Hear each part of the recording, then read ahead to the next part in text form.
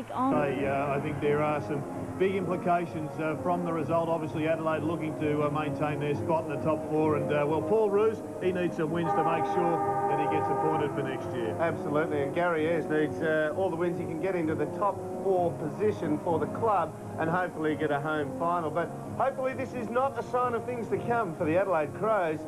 And the cheer squad there in a shambles as the wind just tore apart their banner before the boys had had a chance to go through it. Yeah, it was bad luck for the cheer squad. They've come a long way, put a lot of energy into it.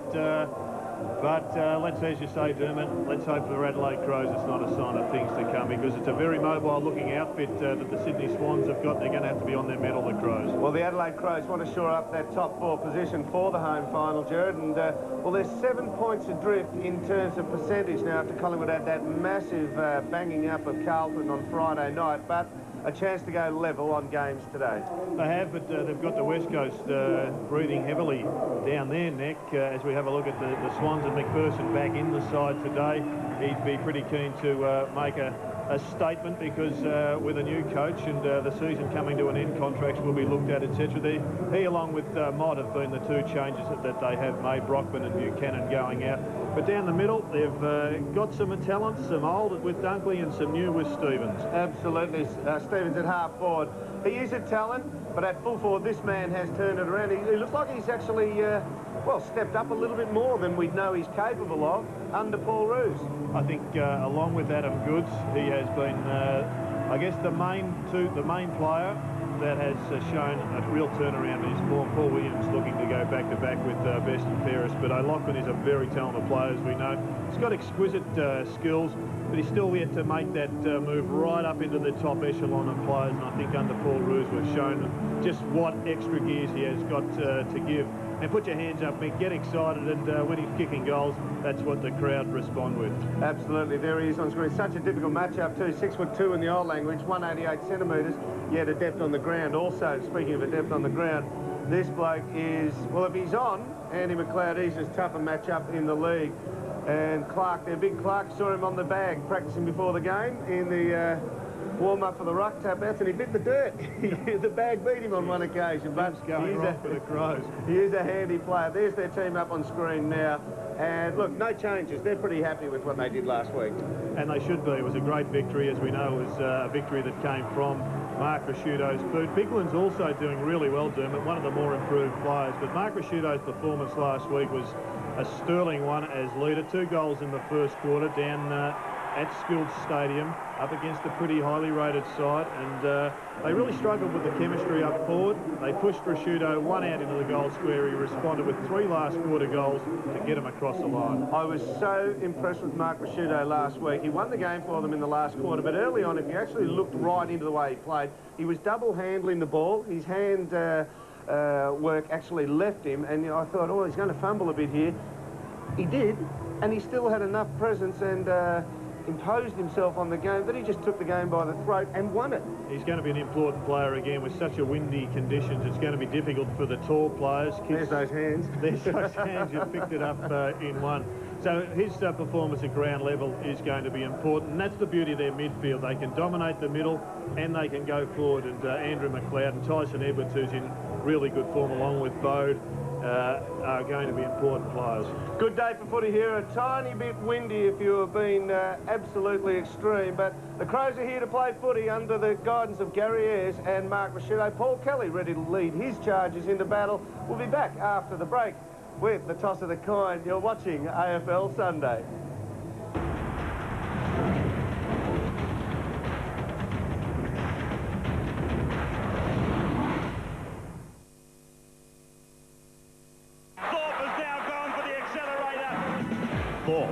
World champion. Look out, world record. Hackett. Look at them. Together. I like to beat you the most. He's broken the world record. The rivalry that makes them world beaters. We're just 2 peas in a pot, really. Also, big drought, big wind. Don't ask us to do that. How our farmers are wrecking the land. The environment and our rivers are paying the price. When Toyota presents 60 Minutes tonight.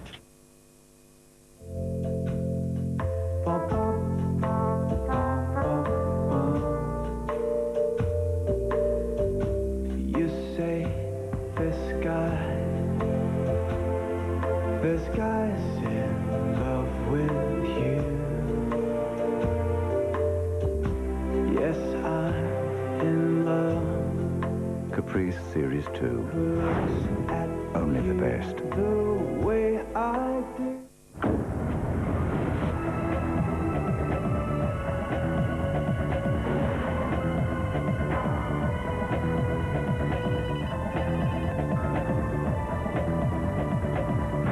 When timing is essential, you need the ultimate performance from your tires. Release the spirit and enjoy the ride with the Cymex SM8200. Cymex tires. Release the spirit.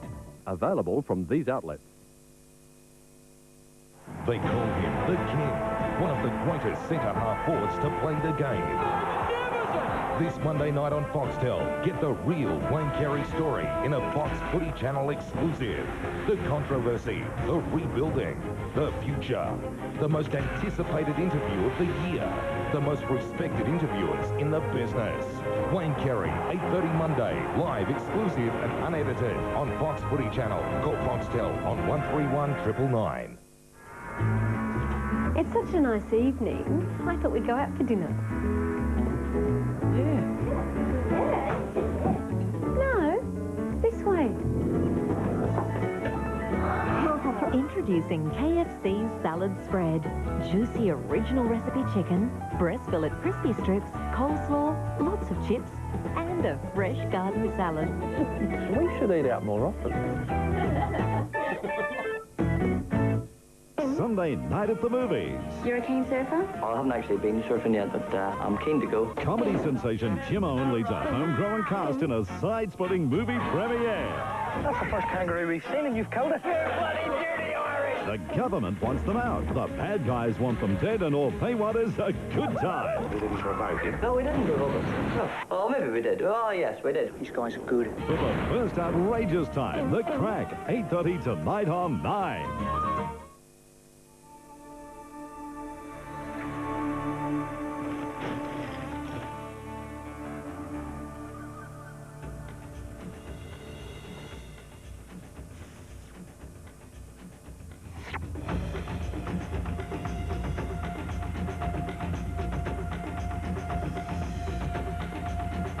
Cascade Premium Light. Pure premium taste.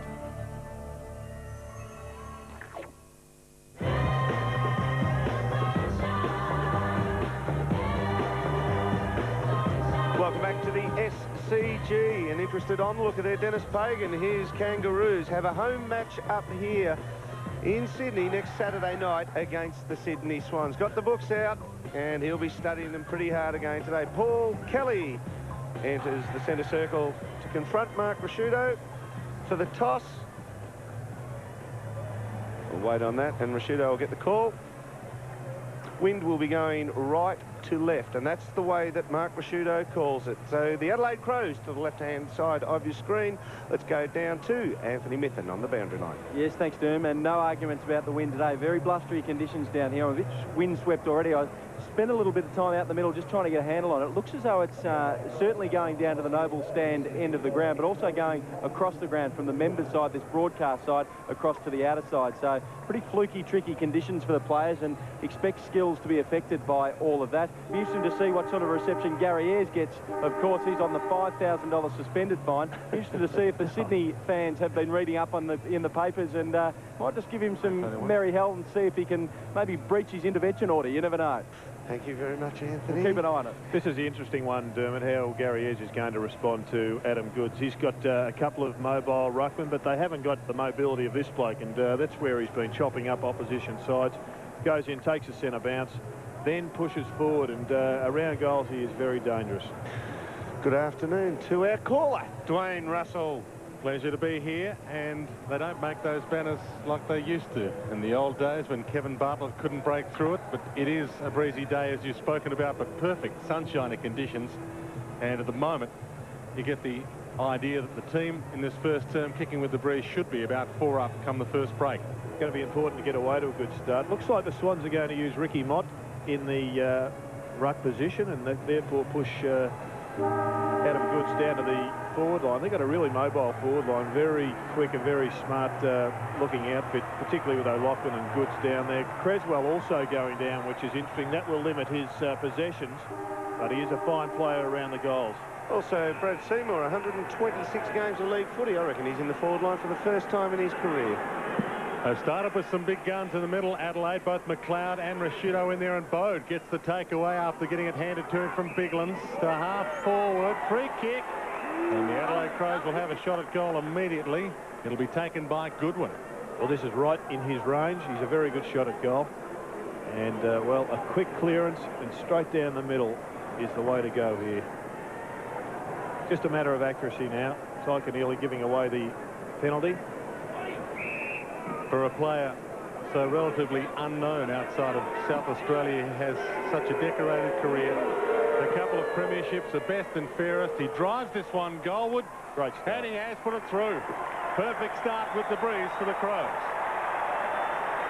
That's an outstanding start, and if they can just back it up, all of a sudden you can get on a roll and be half a dozen goals up at quarter time. That's the sort of break they're going to need. I think if they can do that, they can then change their tactics. They can block up Sydney. They can flood the back line, if you like. But there you see the obvious free kick and a great shot of how you go about kicking goals. But their strength is in the middle, and Sydney have to counter that pretty quickly.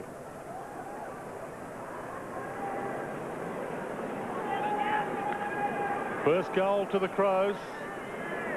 Bounce to restart play. Mott in the ruck against Biglands. He wins it down, but to Rashudo. Kick to half forward. How will it bounce? To Goodwin's favour. Didn't quite snatch it. Lost the handle, gathers it again. Gives to Stevens. About 30 from goal. 2 within 2 minutes to Adelaide.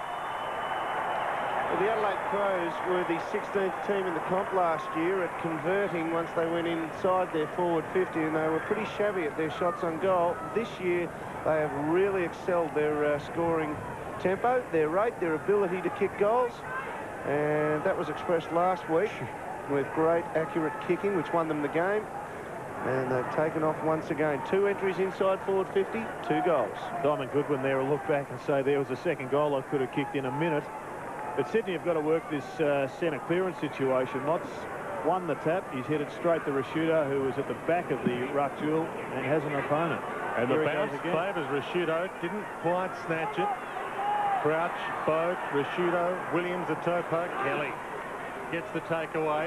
Seymour inside 50 in opposition to Crowd. Well, this is one that they have experimented with a couple of times, I think, Dermot, with Seymour. And I think his pace may be the issue. He's starting to lose that a little bit. And going forward, in the absence of Barry Hall, they needed someone with a bit of bulk and a bit of aggression. And he has provided that. If he can kick truly into this win, that's a magnificent kick. He doesn't back himself in. He goes wide to Creswell, who plays on. Normally likes having shots in the dying seconds. Gets one early in this game and puts it out of bounds on the full. Generally takes him a while to get the sights correct, Wayne, obviously. Yes, the goal after the siren to beat the Kangaroos, and of course 1 with seconds to go in the draw against the Saints. Offhand Seymour again. Fosdyke, high and dangerous. Off the spoil, Adelaide with the takeaway. Down the Adams, spearing ball inside 50. Binky, good lead.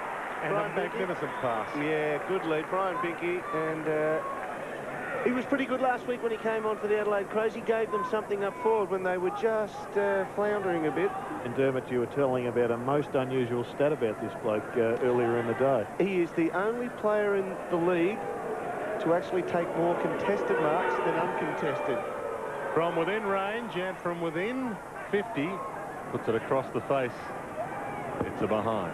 3 entrances inside forward 50 for 3 shots on goal. 2 goals, 1.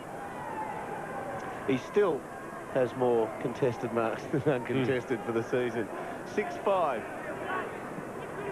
Only 13% of Sydney's kick-ins from behinds down the corridor under Rodney Eade. That obviously hasn't changed under Roos. Short to Creswell, short to Williams.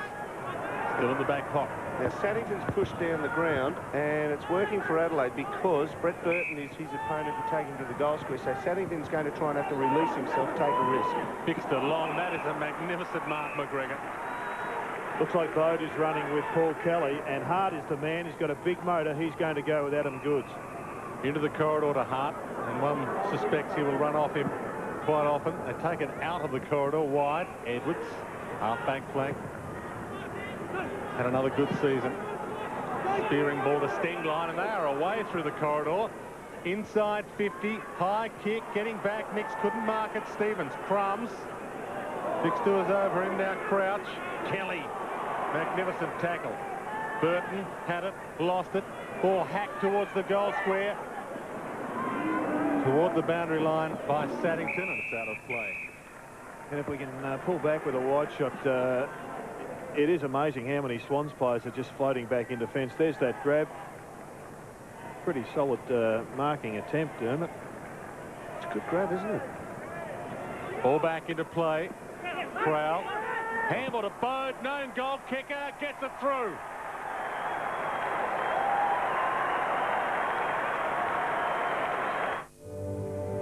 As an officer on board HMAS Geelong, I'm always in a leadership role, and I'm in charge of the boarding team. Basically, we've been out patrolling, looking for illegal fishing boats, and we'll sort of just conduct a search through the vessel to see what they've got on board, whether they've got any fish in their holds. But it's nice to know that we're achieving our ultimate aim of protecting Australia's waters.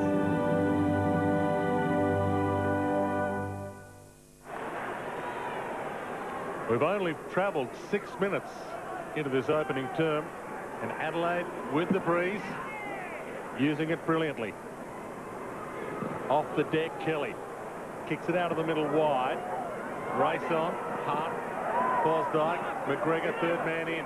Handball to Edwards. Kick half smothered. Still a chance for Swans. Fosdyke wide to Bennett. Long kick inside 50. Goods is on his own.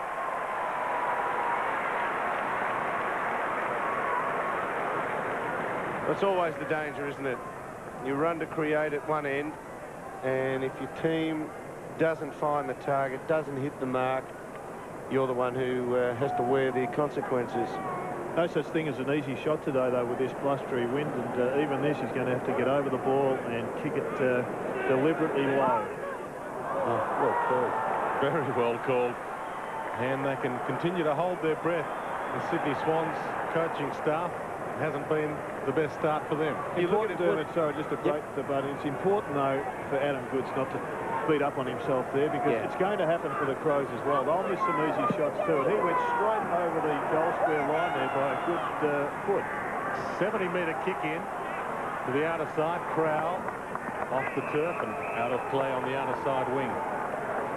When he actually struck the ball there, Adam Goods, his shirt front was pointing to the left-hand side by about 5 metres of the goal face.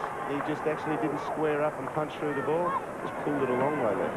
Short throw in, almost taken out of the air by Biglands. McLeod, Crouch was there. Off a toe, Adelaide Crows free kick for out of bounds on the full to Andrew McLeod. First stat for the day. McGregor, probably the first of about 30. I think the Swans will be happy to keep him to a possession every 5. McGregor to Hart. Kicks wide. Stevens on the lead. Good mark in front of Dunkley. Because of the experience factor, Dunkley is having to play on Stevens, and Dunkley won't like to play out at centre-half back. I mean, it's not going to faze him, but it means he can only play out there for half a game. He's going to run out of steam, Dunks. He can put this up in the breeze and let it sail. He has kicked one. A chance for a 4-goal-to-0 start. He puts it up. The breeze takes it, but to the wrong side. Plenty of carry are behind. You saw the kick in from Adelaide as well. That went about 80 metres out from the goal square. So there's a fair, hefty breeze running right to left. Paul Williams will be kicking into it. The Swans huddle at centre-half back and break now, and that'll leave it wide open down the middle. If he can spot the Swanee up in the middle, he didn't see him. Dix. Back pocket. Stagnant Swans. They'll be happy to chew as many seconds off the clock against this breeze as possible. O'Loughlin With Mark in opposition to Goodwin. Half-back flank. Chips to the wing. Saddington gets there, takes the mark. Bennett provides. Chip, 2 attacking, 50 towards Seymour. Crowell takes it out of play off hands. Just the game plans there. Sydney Swans do look short on a lot of occasions, whereas you know if that was in the hands of Adelaide, it would have gone 65 down the line and it'd be in a threatening position out here. Boundary line throwing 20 out. Goods slaps it back towards the corridor. Fosdyke, O'Loughlin, ball missed O'Loughlin and Bode to Bennett. Hamill a little too slick for O'Loughlin. Kennelly. Now O'Loughlin gets it about 40 metres back of where he hoped to get it from initially. And it's out of play. Swans hugging the boundary at the moment. They have a team that rolls it out of bounds more than any other side in the competition. It'll be interesting to see if they can change their mentality with the breeze and play the corridor more. Mott, Kelly, O'Loughlin. High kick from the wing. Inside 50. Edwards goes up, doesn't bring the mark down. Creswell just over the head of Bennett. Smart attacks it, as always. Bennett. Goods. Matthews. Kennelly. Goal.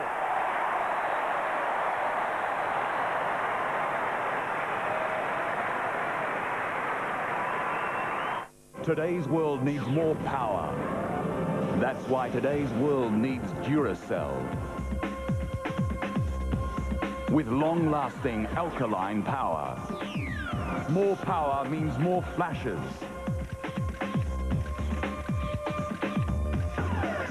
More power means more to enjoy. Super-powered Super Duracell. The power that lasts and lasts and lasts.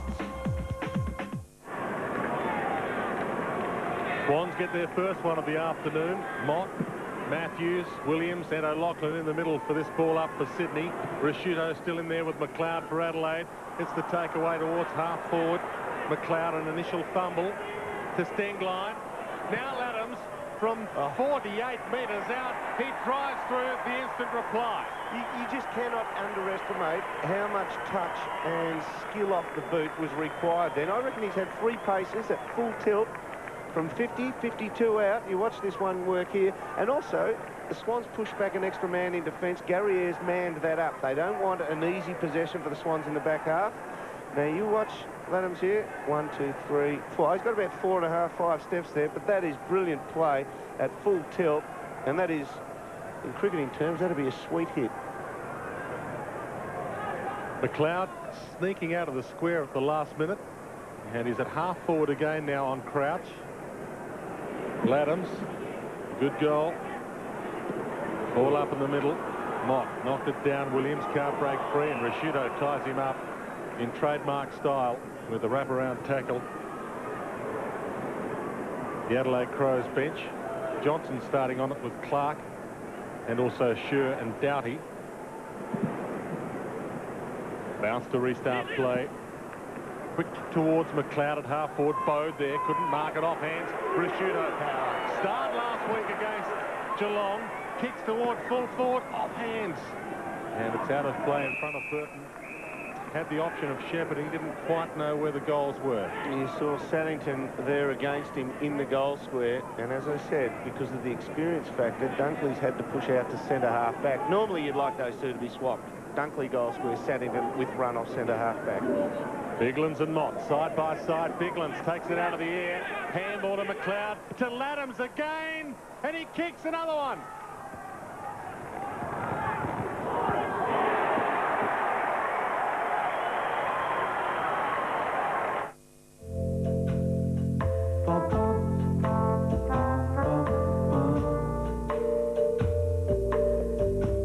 You say this guy's in love with you. Yes, I'm in love. Caprice Series 2. Only the best. The way I do. Adam Goods comes into the ruck, but a clearance there results in a goal, and all the teams which get a lot of clearances are the ones with the ruckman who takes it out of the air. Rhett Bigland's plucked that out of the boundary line, throw in air. Burton quick into the square, off the foot of Goodwin. Found Biglands. That is a monster kick to full forward through the hands of John Cock. Binky hard, big hip and shoulder, back crouch. McLeod, Bode, Burton, forward pocket, Rashudo, around the body towards full forward, just punched away last second by Fixter. Burton's got it, still under pressure. Burton, handball found Kelly, caught by Laddams. Made a throw. Gee, the Swans are in the Alamo at the moment. Plays on to advantage. Strange move that by the umpire. Mattman, caught, still caught. Umpire will bounce. Strange for the umpire to call play on advantage when the ball's inside 50. They are... this is completely under siege at the moment, and they are switched on, Adelaide. Goods jumps into Biglands. Magna tend into the boundary line. Disciplined, centering ball. Crowell, can he snatch it? John Cock can't. Dunkley rushes it through for a behind. Well, at the other end of the ground, the umpire has just got to take a bit of a look, because Tyson Edwards clearly over the line there, and you just have to wonder why he couldn't see it from 15 metres away. Definite no ball. Nix. And this is a situation where Sydney are breaking from the middle, and the centre of the ground is open and exposed, and that's where somebody has to sit back and receive the easy kick in. Saddington. Oh, that's a bad sign. It's hit Goods on the Pruitt. Binky, Hart, Goodwin have messed around with it. They didn't really know they were going to get it. And such a surprise, couldn't use it. Goods. Wide towards Seymour. Crowd chases him. He backtracks to half-back. Good handball to Fosdyke. Two throws went to one Swan. Fosdyke. Wobbly ball. O'Keefe and Edwards. O'Keefe's got it. Edwards slaps it away. Mattman.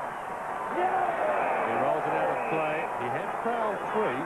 Took the boundary line as the option. Gee, that was an exceptionally poor option by Darren Creswell there. Jude Bolton with the high over the shoulder there. That's the free kick at the other end.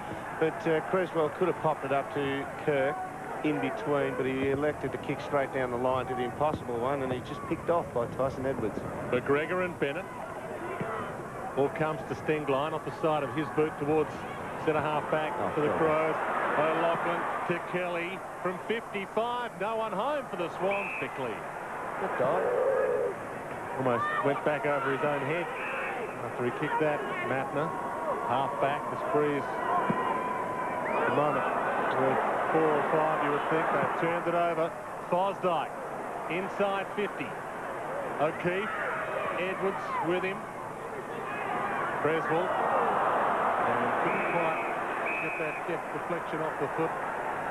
Beckham style, and it's out of play. The young Mattner will learn from that mistake. He took a long time to kick the ball over, then he just kicked it 10 metres. It wouldn't have been a mark anyway, and his coach just wanted to make a quicker decision.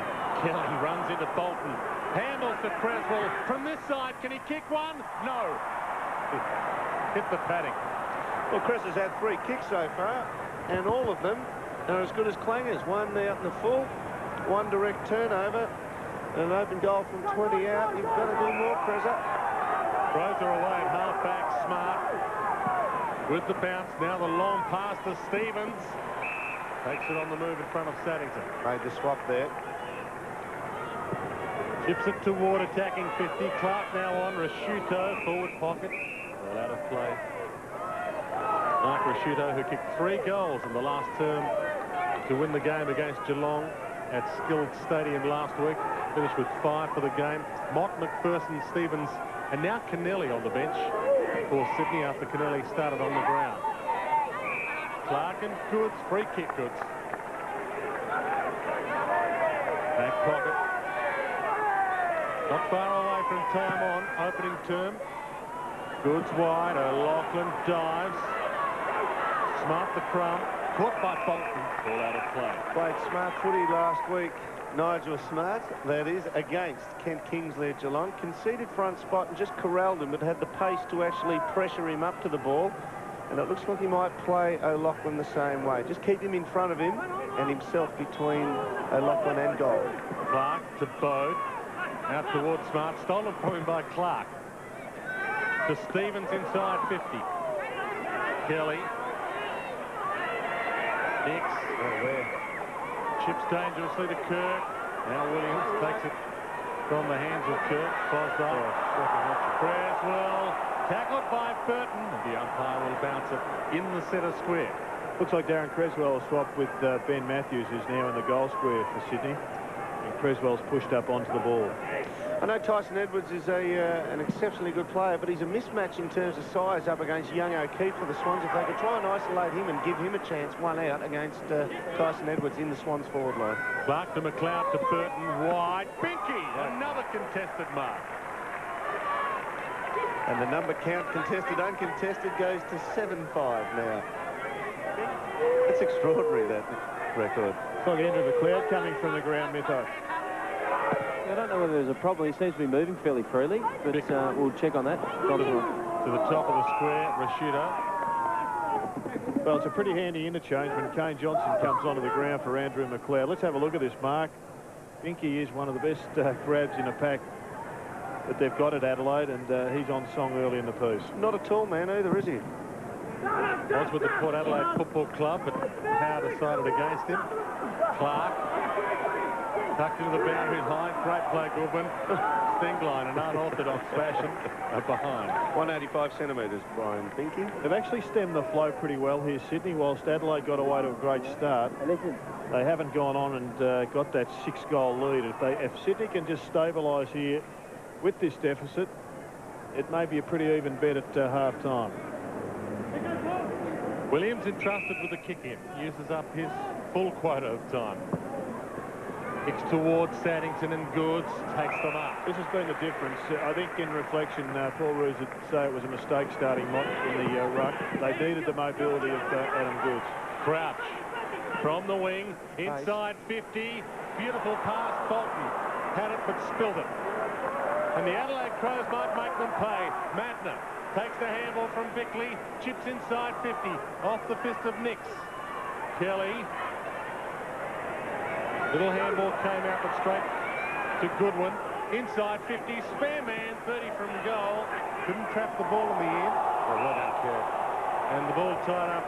Forward pocket for Adelaide. Anthony Miffin. McLeod came off and had a chat on the phone to Coach Gary Ayres. I didn't see anything out there that would warrant a chat, boys. Did you spot anything yourselves? I'd say it'd be just a straight rotation, that they've just going to ease them through. There's still a question mark on McLeod and his fitness. He's on the boundary line now walking. And, well, Johnson also has missed a couple of weeks recently. Kirk to Nix to Creswell. Spearing ball to Seymour. Slips. Gathers. McGregor. Edwards. Loose men on the wing. Bode. Into the corridor. Rashudo. Bickley calls for it. Binky's got room up there. If he pushes out to the other side, and Rue will break and go long. Toward the goal square. Binky held out of the contest. Kelly has the bounce. Caught by Johncock. Gets the kick away just in time, but Johncock pushed the kick a little wide. Stevens now for the Swans. Half forward, O'Keefe couldn't trap it. Edwards. And he bounces the wing. Well, he's just running away from O'Keefe. He thought that was a good size matchup. But he's run away from him. Nearly 50 because the left hand came over the top. Leo Barry. And a good grab. I think Ryan O'Keefe will hear from the coach with that lack of chasing. A chase. Well, you wouldn't call it a chase, would you? Stop. Brett Burton has kicked 34 goals this season for Adelaide, 34-20. So his accuracy rate not quite as good as Mark Rashudo, who's kicked 29 goals, 11. And he looks a different player in the last month. He's getting that spring back. Nice to see the knee brace off. Good kick. Brings it back with the breeze, and the Adelaide Crows have 6.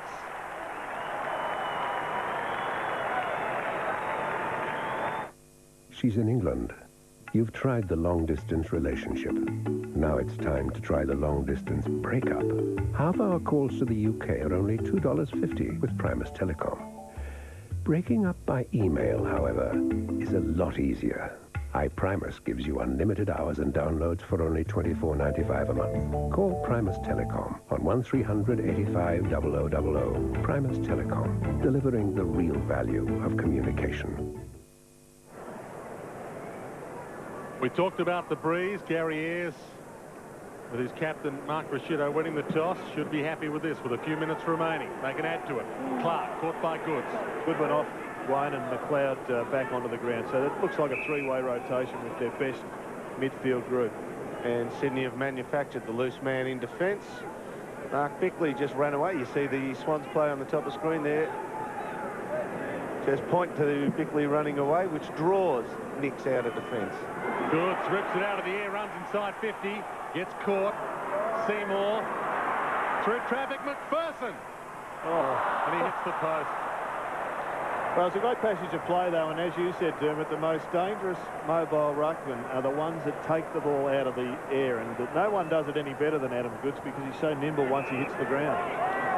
McPherson is such a dangerous player, can really thump the ball. When I saw him at Sydney, the one thing I was critical of him was his ability to finesse the ball. Edwards, Hart, Matner and Rasciuto finally combined to get it to the wing. Smart caught in the tackle. Get out of play, and you can see that breeze continuing to blow. There's the bench for the Sydney Swans. Paul Roos. It's really deja vu for the Swans coaching group. Adelaide's best first quarter was back in round 3 against Sydney when they got out to a 46-point lead. Bode, inside 50, space, time, misses. Already kicked one. Crusty. On goal one. Inside 50s, 16-8 in favour of Adelaide. That can't be all wind. Bode, another player who played some football with Port Adelaide Football Club with the Power 29 games before coming to Adelaide and having his season blossom this year. Gotta go to Goods now that it's all bottled up. Goes long. Dunkley in front of Matner with strong mark. Half-back flank, Williams. Danger now. Gave the handball out to Creswell. Forced to give it back to Bolton. Back to Creswell. The 1-2-3. Wobbly kick to half-forward, Johnson. Quick, slick handball to McLeod. Down to Smart. Bickley. Beautiful driver through heavy traffic. Wide. Goes wide. Laddams. Duppo out to score. Drop punt, spearing ball. Birdman! And the Birdman on the wing there. Opened up for him, didn't it, Jerry? He's been threatening for some time, Dermot. He struggled. I think he had the osteitis pubis in the first part of the season, first half of the year. But there have been signs in recent weeks that the Birdman was about to enter the stratosphere once again. Yeah, well, he takes his 87th mark for the year. And by his standards, Dermot, that's just an ordinary one because he was only up a little bit. He's just working up to greater feats. Closing minutes, opening turn. The Birdman grounded for much of this year. But he's the Phoenix rising and the Crows in control. Tonight, something fishy's going on. What's this? Wrong. Busted. The couples who've broken the rules. Oh, I thought you couldn't surprise me. Just what had they done? Oh, dear. Don't change the subject. And what were they thinking? Then at 7 o'clock with help like this. Hold on. You've got to take the cover off the blade. Who needs professionals? So the bench top in the kitchen matches the third room up the hallway. It's a makeover massacre. Changing rooms followed by location tonight on 9. Inside the last 2 minutes. This is Adelaide's best first term for the season, and they still have time to add to it. Goods slaps it almost a half forward. McLeod. Stevens was there for the Swans. Bode. Rasciuto. Dishes out the handball. The smothered kick off Matner's boot. O'Loughlin to Bennett. Inside 50. They can get one back. Goal.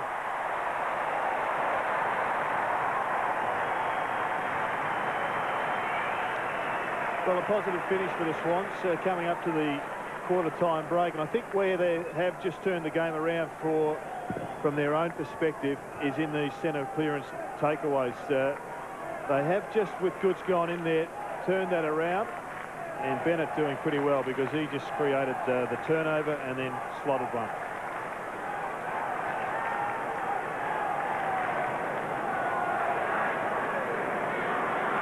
Always good to see one of the negative actions rewarded with one of the glory stats, isn't it? We mentioned before the start, maybe a 5-goal breeze. Well, that's roughly the margin with a minute to go. Have a look at this handball. Open hand. Technically, that's a throw. Clever work, though, by Kane Johnson. Classic Crow throw. Called Dermot. Clark doing the ruck work for Adelaide now. Tackled late by Goods, almost a spear. Saw Ronnie Burns do a couple of those last week, which cost his club. And at the end of the day, that's just a lack of discipline. I mean, a guy with Kane Johnson's ability, he can close the fist and execute better than that. McPherson caught by McLeod, and umpire Bozzo separates them all. Goods has had 6 possessions since he's gone into the ruck position, so he's been great value for the Swans. Big thump out of the middle to half forward for Adelaide. McGregor, and he pick it up, he gets it out for the throw. Umpire Bozzo's now on the job. He finds himself down there because Bennett has drifted into defence to give the loose man, and Ayres would have been instructing his backman, no loose men in our forward line, go with them. Time for a late one here for the Swans. Inside 50, Seymour. O'Keefe couldn't quite trap the half volley, out of play. Well, he's going to get it here, O'Keefe, and he doesn't know that it's his. And I thought the size match-up, and I watched him play a little bit before, has been okay. But Tyson Edwards is playing over him. He's got to try and produce something here, O'Keefe. They need a mark. O'Loughlin can't get there quick enough. Smart hems him in. 9 seconds left in the quarter, and this will be a centering. Boundary line throw-in, and create a little bit of danger for Adelaide. So someone will try and slap it to the back of the pack for the Swans. Williams, Kelly, kick around the body, gets there, takes the mark. Matthews. This was poor checking from Adelaide. They had Kelly and Matthews on their own. They just pulled away from the contest. They almost gave a free kick away, and I think they'll rue their last 2 minutes, Adelaide. I'll certainly just be a little bit disappointed at it. A throw at the other end of the ground cost them what should have been a shot at their goal. And it's spun around, and Ben Matthews has a chance to slot one for Sydney. He'll be a bit nervy here, Matthews. Not a known goal kicker. No angle, but a breeze blowing straight into his face, and he has driven that into the teeth of the breeze in a style that'll give the Swans some confidence going in at quarter time. He had the right jumper on to do it. The big number 4. Only the 15th goal of his career, Ben Matthews, but he pegs back the lead, albeit only by 6 points at quarter time. It's the Crows, 7-5-47. A 26-point lead over the Swans, 3-3-21. Yeah.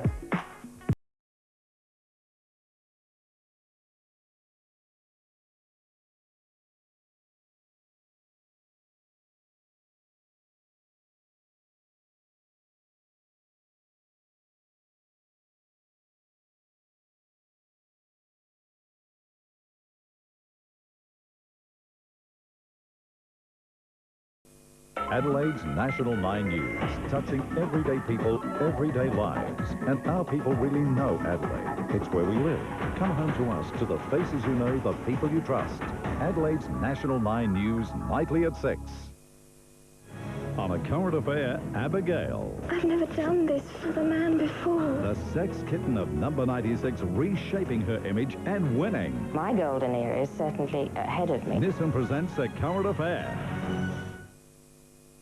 Do you know, thousands of motorists have used our famous $109 service and tune, and Profix has held that price down for ages now. But unfortunately, we can't hold the price down much longer. At Profix, we are really, really sorry, but costs have gone up. Even the opposition charges about $30 more. So I suggest you book your $109 service and tune pretty quick. Profix can't hold the price down much longer. It is our sworn duty to defeat tyranny.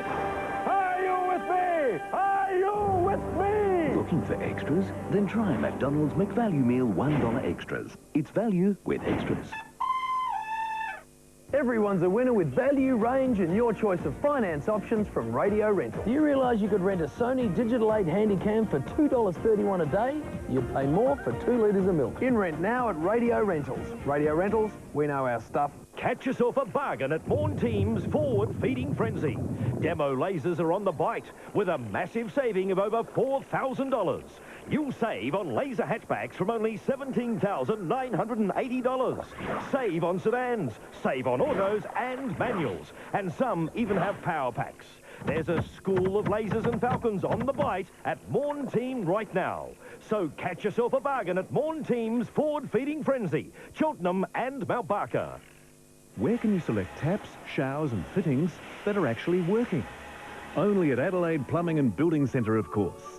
You'll find everything for the bathroom, including baths, spas, toilets, vanity units, plus kitchen and laundry items, hot water units, doors and door hardware, and much, much more. And all at heavily discounted prices and with 6 months interest-free terms. Adelaide Plumbing and Building Centre, 93 South Road, Theberton, opposite Theberton Oval. It's caravans and pots and pans, camper trailers too, boots and decks and anoraks, lots to see and do. Ropes to hitch and tents to pitch, come and hit the trail. The Caravan and Camping Outdoor Leisure Sale.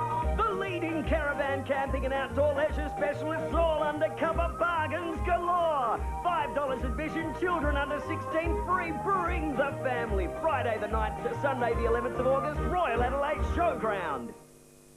She seduced a president. He fathered modern physics. But who had the highest IQ?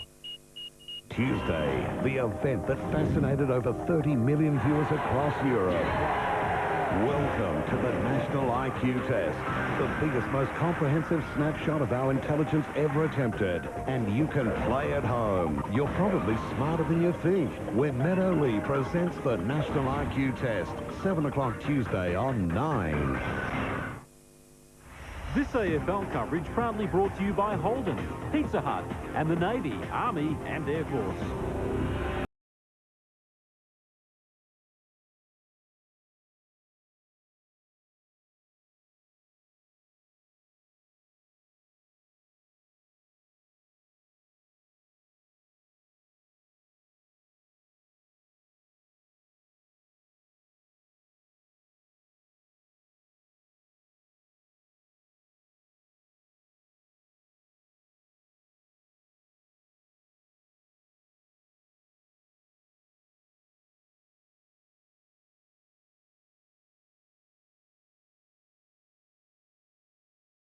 For the Swans. Let's have a look at where the Adelaide Crows were kicking them from. They are a long kicking team, one of the longest kicking sides in the comp, and that means it straightens them up pretty well. You look where they've kicked them from, they're pretty well all corridor. You draw the lines between the points of the centre square and the point posts. If you can get all your shots from in that area there, that's just about where they came from. So basic footy, Jared, but it does work for them.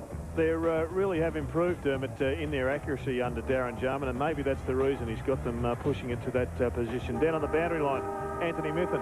Yeah, thanks, Jared. Andrew Crowd just needed some strapping. He's out there, I see, at the moment. Keep an eye on him. His knee needed a little bit of attention. And Gary Ayres, he emphasised the players they can win it this quarter, have it shut down by half-time. Well, they've got Simon Goodwin starting across the half-back line. Loose man, Matthew Nix is loose for Sydney. 26-point lead to Adelaide to start this second term. Handle to Bode, caught by Seymour, umpire says ball. Free kick Swans, they'll go inside 50 in the opening seconds with the breeze. There was room for O'Loughlin if he can get on the lead into the pocket. Seymour towards him, but dropping back, taking a good mark is Goodwin. Bickley. Hart. And Goodwin was the man you spoke of, Jared. That is why some coaches reckon it is so vital, even if you end up with 8 forwards, you have to man up the loose man in defence. Well, you saw the situation there. O'Loughlin's man, Smart, has got it, but he went and picked up Goodwin, and they just two-teamed one individual, and you're always going to get that extra possession away. Smart back to Edwards. Wide towards Matner. Over his head, Bosdyke, another South Australian, sees it out of play. Matner, the only teenager in this Adelaide Crows lineup, and there's Ben Hart, who continues to rack up the records. Goods. Williams, Nix, McPherson. Caught by Bowe. Got the kick away just in time. Half forward Bolton. Got the handball out. Kirk. Slapped on. Bickley. Goodwin. McGregor. Now to the wing, John Cock. Gets there. I'm with you, Dermot. You've got to match up Simon Goodwin. He's just too smart. He will pick up plenty of possessions, and they'll just dominate the ball across that half-back line. It's Addington. Good mark at half-back for the Swans. O'Loughlin's free on the wing. That's the mark.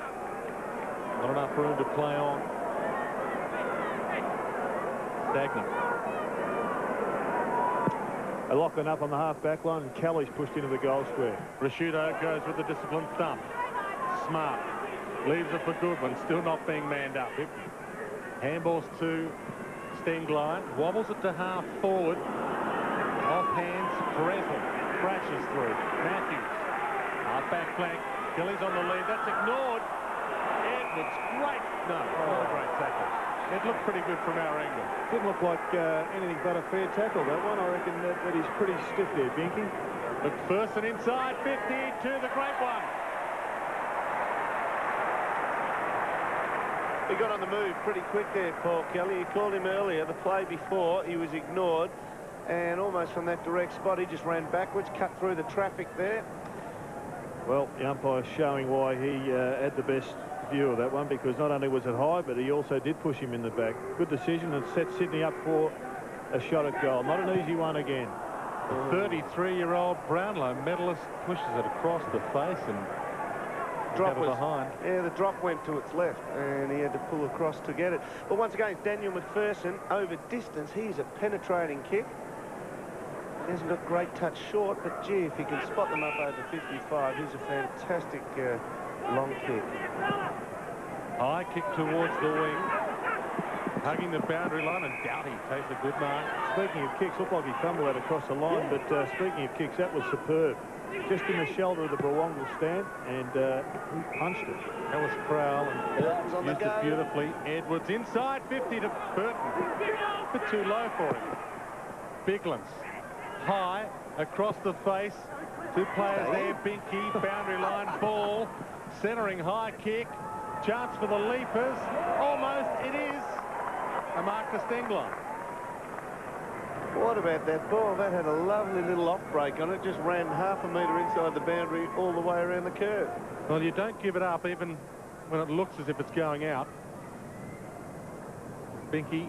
There's a bit of Skylab on that. Space junk. Got about 90 in the air. So a chance to kick one against the breeze.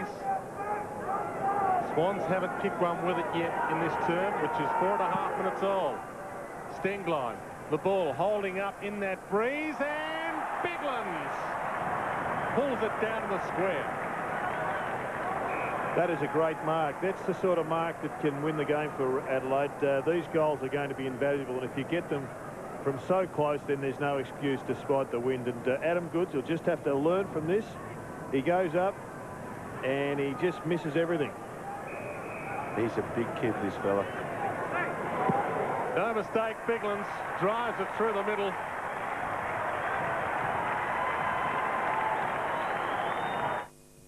How does it happen? You're racing a fuse or printing the news, and you strain till you think that you'll burst. You sure got a thirst. A hard-earned thirst needs a big cold beer, and the best cold beer is Victoria Bitter. It can come at any time. You're taking a vow or chasing a cow. Matter of fact, I got it now. Victoria Bitter. Adelaide stretched their lead early stages, second term. Ball back in the middle. Goal kicker Biglands to go up against Goods. Beats him again. Knocks to Crouch. Let's go down to the boundary line to Anthony Mithen. Ben Fixture in the spot of bother. He got a knock late in the first term to his thigh. He's got ice underneath that jacket, and they've wrapped up his leg to look like a skinless chicken wing. He's got tape all over it. Bounce in the middle to restart play. Won't put on weight from it, will he? Now I reckon Ricky Mott is a better option into the wind, with the wind. Put Goods up in the forward line with his mobility.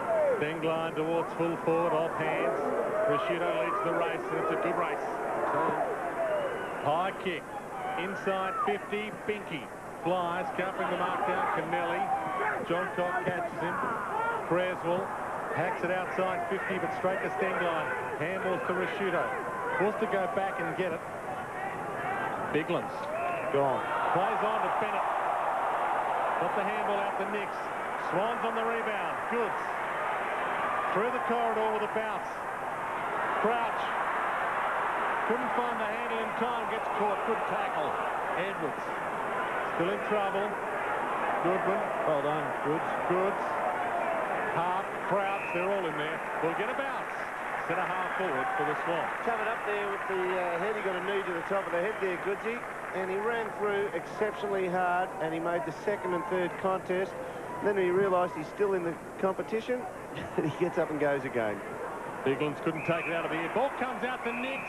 Free kick against Goods. Nix missed. Just got caught behind, and Brett Biglan's body mass obviously obscured Goods' vision here. Watch him as he turns around. And he can't tell right now that Biglan's hasn't got it, and he takes him all the way to the turf. Playing a big role at the moment, Biglan's. Those Jared Crouch, who has kept McLeod to no possessions in this quarter. Yeah. Bickley, half-back flank. Goes wide. Stevens in front of Saddington, and that's the optimum position. Third time he's led up to the wing and marked today, so he's prepared to come outside 50, which is creating a lot of space in behind him. And there it is. It kicked wide to Biglan's, another possession. Wobbles it inside 50. Burton was there. Good fist away from him. Hart all the way up into attack to Burton. Left foot. Wobbler. Goal square. Through the hands of Dunkley. He tries to rush it. It rolls across the line behind. Benny Hart, that was an interesting stat, wasn't it? 242 games in the number 34 jumper, equaling John Kennedy Jr.'s record. And John Kennedy Jr. carried around a little bit more body weight than Ben Hart, I think. About 4 extra stone.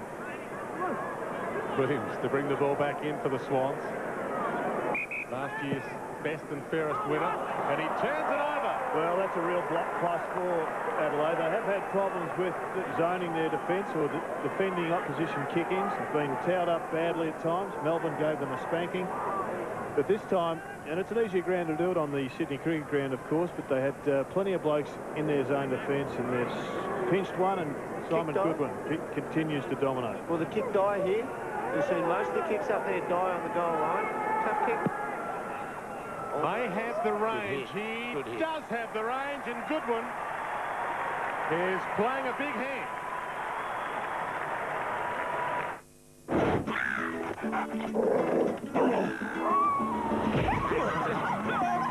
Paul Simpson didn't expect this. Okay. But what happened next was totally unexpected. Good afternoon. Welcome to Amy. Oh, you're a real person. When you call Amy, you'll speak to a real person, not a computer. You're having fun, aren't you? Lucky you're with Amy.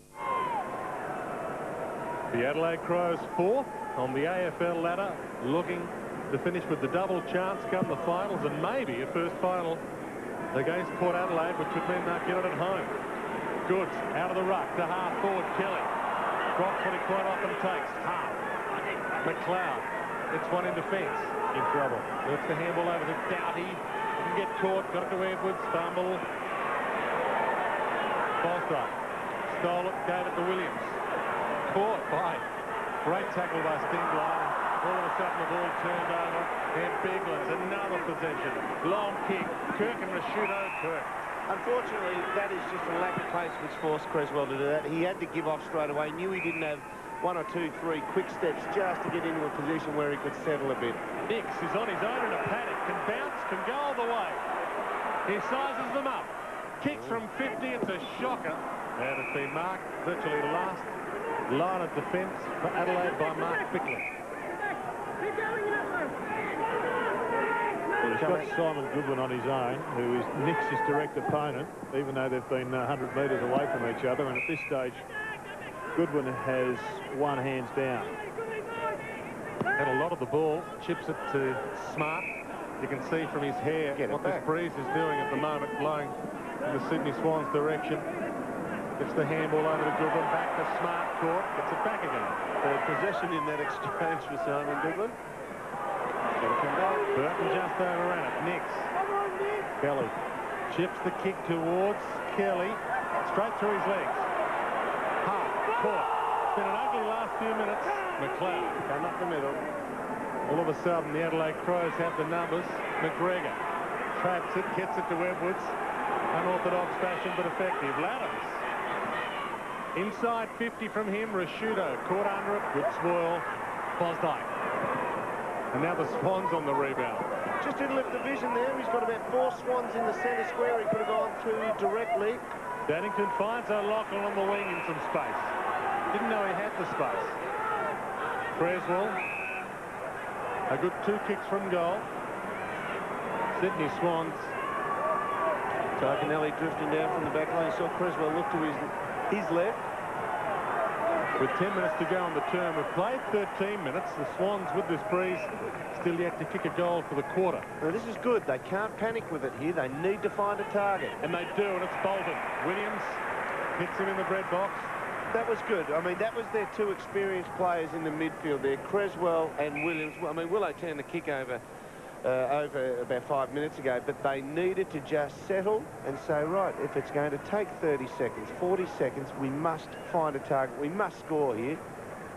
Williams is the bloke that they've got to get into the game. He was in the first quarter tagging Mark Rashudo. Rashudo had plenty of it. Williams had enough of it too, but just not getting possessions that create goals. Bolton drop punt is good off the boot. It keeps the Swans alive.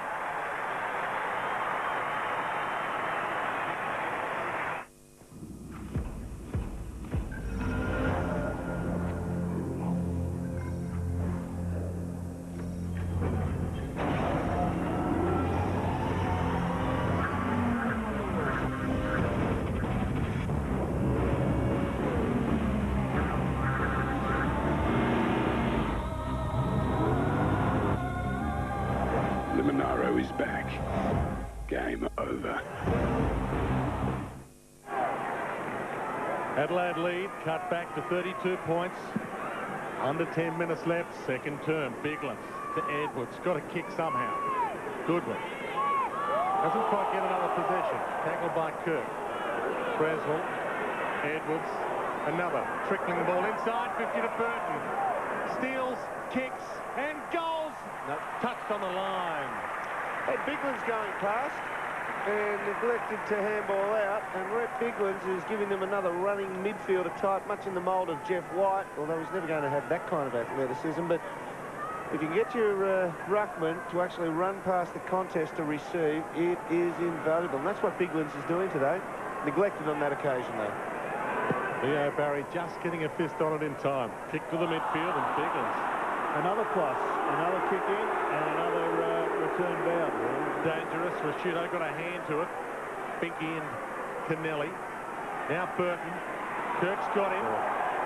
Umpire calls play on McPherson. Back pocket for the Swans. No one really to kick to. Wobbles it towards the wing, just hoping for the line. Stengler to Edwards. Nice palm of the ball. Deft deflection. Found a teammate. Now Goodwin. Another possession. Inside 50 towards Burton. Couldn't trap it. Neither can Dunkley initially. Caught by John Cock. Good tackle. Umpire says play on again. Binky lays a tackle. Burton gets the handball out. Wobbly ball towards the forward pocket. And the boundary line will give the players a momentary reprieve. Anthony Mithen. Great Mexican standoff going on down in the Swans forward line. O'Keefe dropped into the forward pocket. Wanting Andrew McLeod to pick him up, who was roaming loose in defence. McLeod just refused to pick him up for the last 5 minutes. O'Keefe has been sucked down into Adelaide's forward zone now. Ball knocked down to Laddams, just gets the kick away. John Cock. Well, there's a fair difference in reputation between O'Keefe and McLeod. Yeah. It's a bit of arrogance for O'Keefe to expect McLeod to come and pick him up. He won the war between the ears there, I think. But this was good work by the Adelaide Crows. Once again, a clearance from the boundary line throw-in. And Adelaide win those. Good midfields win those type of scrum. He's got the Michael Holding run-up. He's outside 50. He's marked at 15 from goal. That is a long walk in. He could get blown off track or fatigued. Throwing the ball. And he's edged it through. He likes it. Crows like it. Another one.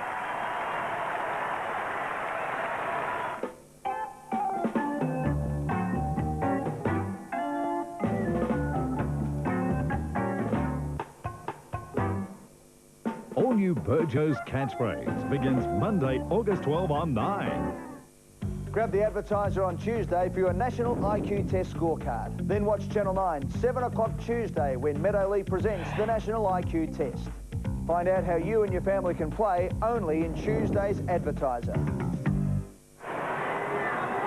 Adelaide Crows out to their biggest margin of the game so far, 39 points. Clark doing the right work against Good, slaps it to half forward. McLeod. Gee, didn't he motor? Couldn't pick it up though. Almost going too fast for the ball. Lachlan and Williams combined to almost mess it up. McPherson, Kirk. Now Burton, beautiful. Runs to 50. He might do it all himself. Goes toward goal. He can play. Last week, our statsman Dean Schutz gave us the stats on Adelaide smothers.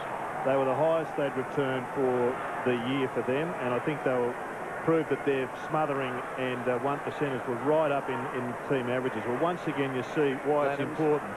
Latham smothered, then Burton, and those 1%ers that Gary Ayres has been demanding of their club for a long time, obviously, as every coach does, but Gary Ayres has got one difference. His guys are delivering. And there's another goal that came specifically as a result of a couple of smothers. 3 goals to Burton. And the Adelaide Crows look like going in at half-time with an unassailable lead. Latham's again playing a good game. It's the handball out, Doughty wide. They haven't been outside the corridor all that often today. Stevens wants to get it back into the corridor. Inside 50, Dunkley flies. They mess it up. Dunkley and O'Keefe.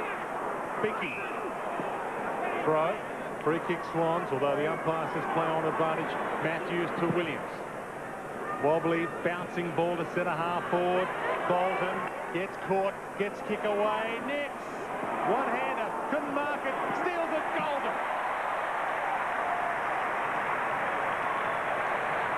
Well, that was a good response, and Matthew Nix has played most of the game as a loose man in defence. It looks like he's been pushed into the forward half. They've got to change something, Sydney, if they're to get back into this game. But a good point you make, Dwayne, about the throw-ins. One of the features of Rodney Eads' play or style as a coach was that Sydney were continually having throw-ins, which on a wide ground like this is very much a part of the game plan. It's impossible for that just to be by accident. They were more pronounced than any other club, and today, in this quarter, there's only been 3 throw-ins, which just means both clubs are going straight down the centre of the ground. Bounce to restart play. Ball knocked down to Edwards. Matthew Nix has now kicked 24 goals for this season for the Swans, and he is their highest goal kicker for this season currently on the field. Of course, Barry Hall has kicked 43 not playing. No one can get the takeaway. Final of a shootout. It's a wild handball. Forced Edwards to work hard, and he did work hard. He got it. The umpire won't let the Crows play onto advantage. Edwards. Handballs back to the quarterback from halfback, Bickley. Long kick. Inside 50. Under it. And taking the mark, Kelly. Johnson just misread it. Kelly almost gets the kick smothered. Bolton out of sight. They peel off. We're into time on now, second term. Kennelly from the wing. On the lead zone, Lachlan inside 50. Takes the mark. Thinks about passing off. He can kick the range, you would think. Well, we saw Brett Binkey go exceptionally close from a little bit further out. He got the journey. And Lachlan, another one in the 20s, goal-kicking wise for the Swans. He set sail. High kick, goal square. Goods couldn't mark it. Couldn't get a possession in the end. Doughty. Edwards had a good second turn to Bickley. Seeks the boundary line out of sight. Kelly might cut it off. Smart might get there first. He did, but he couldn't quite get a toe on the ball. Kelly to O'Loughlin. Back to where he kicked it about a minute ago. Goods, hand on ball, Doughty. Another crumb in the same position. Oh, good hit. Hart Good to lead. Stevens. They let it bounce. It was real gambled in. It was. Stevens to the midfield. Kane Johnson with the flight. They keep the spoil. Laddams. Sting line. Burton's on the move. Gets it. Certainly troubling Leo Barry with his movement. He's taken a few marks inside the forward 50. He's probably the only dominant forward on the ground. Yep. Third mark inside forward 50 for Brett Burton. Mark Stevens doing pretty well, and that's just bad checking. So Burton, who has 3 already, feeds it to McLeod. But he takes the mark about 35 to 40 from goal. This will bring his disposal level up to double figures. Only had the 9. Not eligible for the Brownlow this year, but oh so close last year.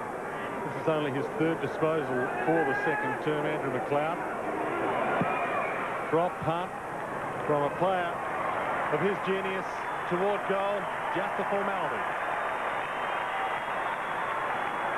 Today's world needs more power. That's why today's world needs Duracell. With long-lasting alkaline power. More power means more flashes.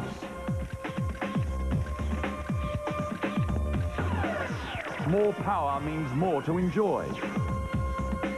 Super-powered Super Duracell. The power that lasts and lasts and lasts. Paul Roos just writing the half-time script. And there's another 3.5 minutes to decide exactly which adjectives he'll pick. Clark. Bosdyke. Shrugs Rashudo. Not many have ever done that. Has a couple of bounces. Runs to 50. Turned around to see if he got the play-on signal from the umpire. And they needed that one.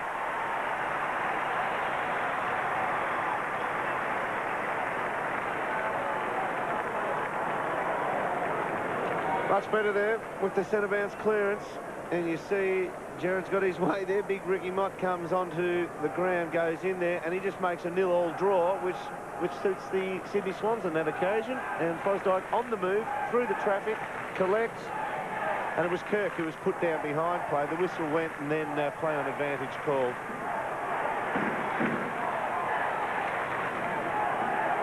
Michael O'Loughlin looks like he might have done something. Here is the twinge in the hamstring, just grabbing the back of the leg there. They'll find out. There he is, just pulling up a bit sore there. Just in the junction between buttock and hamstring. Adelaide has kicked 5 goals to Sydney's 3 against the Breeze in this 2nd term. We'll go to Jared. He's the physio amongst us.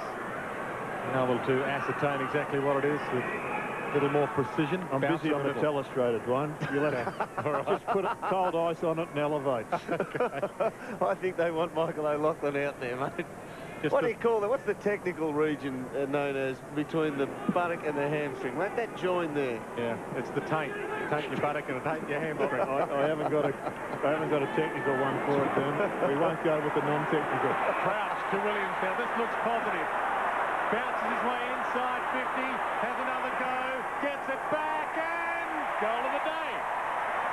Now, Paul Williams, this was going to sound absolutely ludicrous, but when he bounced and he lost control, I felt a lot more comfortable that he kicked the goal. Paul Williams is known as he gets time, he gets settled, and he gets too comfortable with his set shots. He kicks hardly any set shots when he's got a lot of time.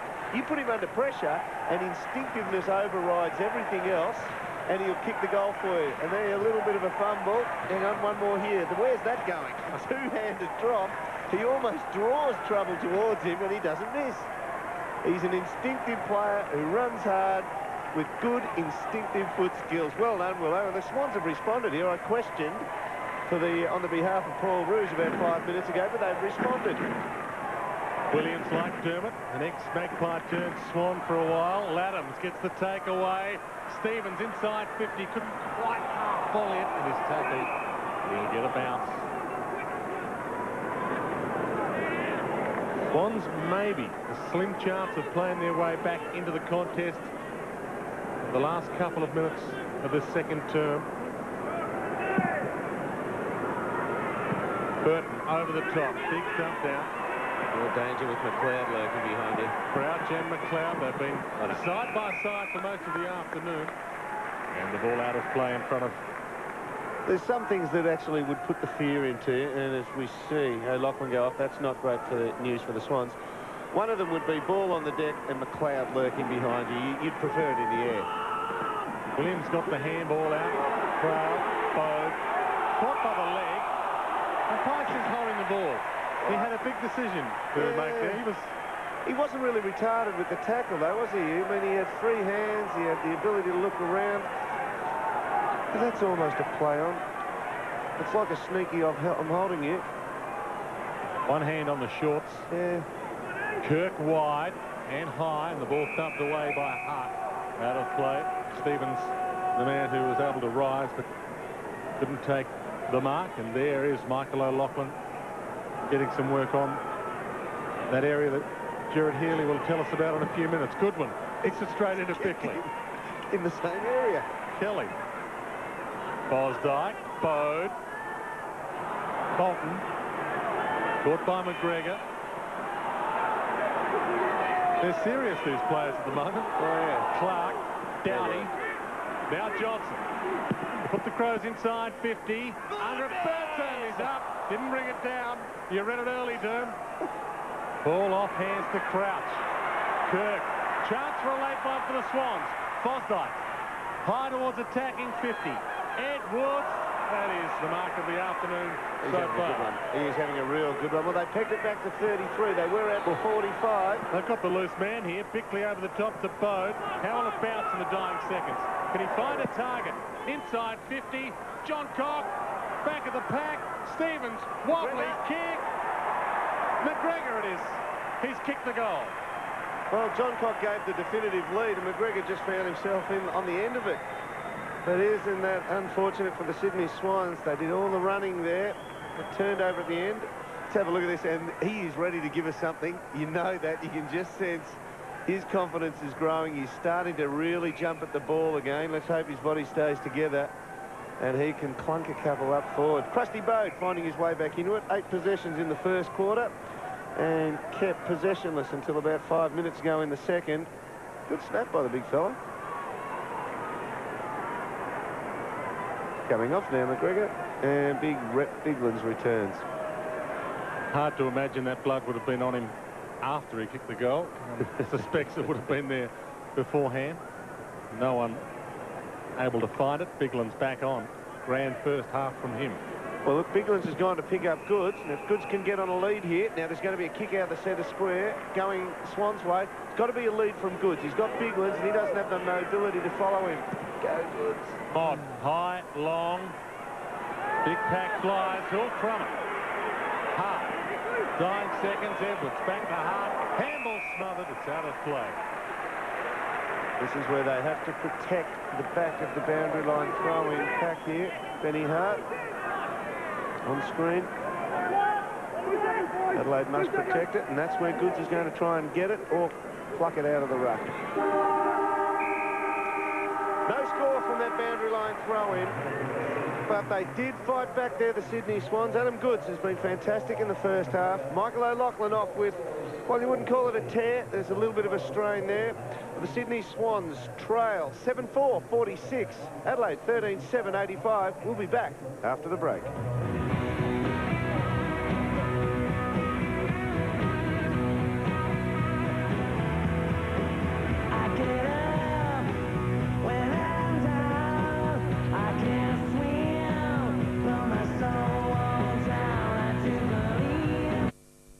Keep the legs pretty fresh, and then after half-time come through and take a roll through the middle. It means that he's going to give them some power running. Tyson Edwards is another one who can do a direct change with. So they continue to keep that power running through the middle. Saddington floats across the front of the pack, takes a good mark for the Swans at half-back. Started the second half as Paul Roos would like. Bosdyke, half-back flank. In front of the members' pavilion here at the SCG. Chips to Bennett. Trying to build it into the breeze. Bennett held up by Binky on the mark. Short pass option is on. O'Keefe gets there in time. Just his 23rd game of AFL football and his 5th this year for the Swans. Held up from the wing. Hart comes at him. Hacks a high kick towards Kelly, who floats in. And a good mark by Scott Stevens. He can play, this kid. He's got a big future. He's got to get some game time. Do a couple of summers in the gym. And he has all the chances of being a very good tall forward. Plenty of skill in the house. He lives with Ty Kennelly. From 55, goes to the top of the goal square. Kelly gets another fly. Smart's fist wins out, but to Bolton. And his kick astray. Only a behind. Could have been. A good start, 2-goal start for the second half for the Swans. Well done by Paul Kelly there. He's the only one who goes for the mark. This is the Stevens mark here. Kelly could have protected the back a little bit better, but Kelly went for the mark in the goal square, and he took 3-4 Adelaide players with him to the contest, which means the Swans had the numbers down, and it results in a shot on goal. Nigel Smart sees McLeod peeling for him. It will have to be a precise kick. It is. McLeod drops it. Out of Hart. To half forward towards Stevens. Good spot. That's the classic way of playing this ground. Out wide from defence, and then as soon as you can, get it to a marking forward at centre-half forward. Binky, another contested mark for the man who calls himself the Big Lebowski. More information? I think it's his favourite movie. Right, okay. He's got a good pair of hands, hasn't he? And he's a solid kick too. This could have a bit of a sapping influence should he slot this one.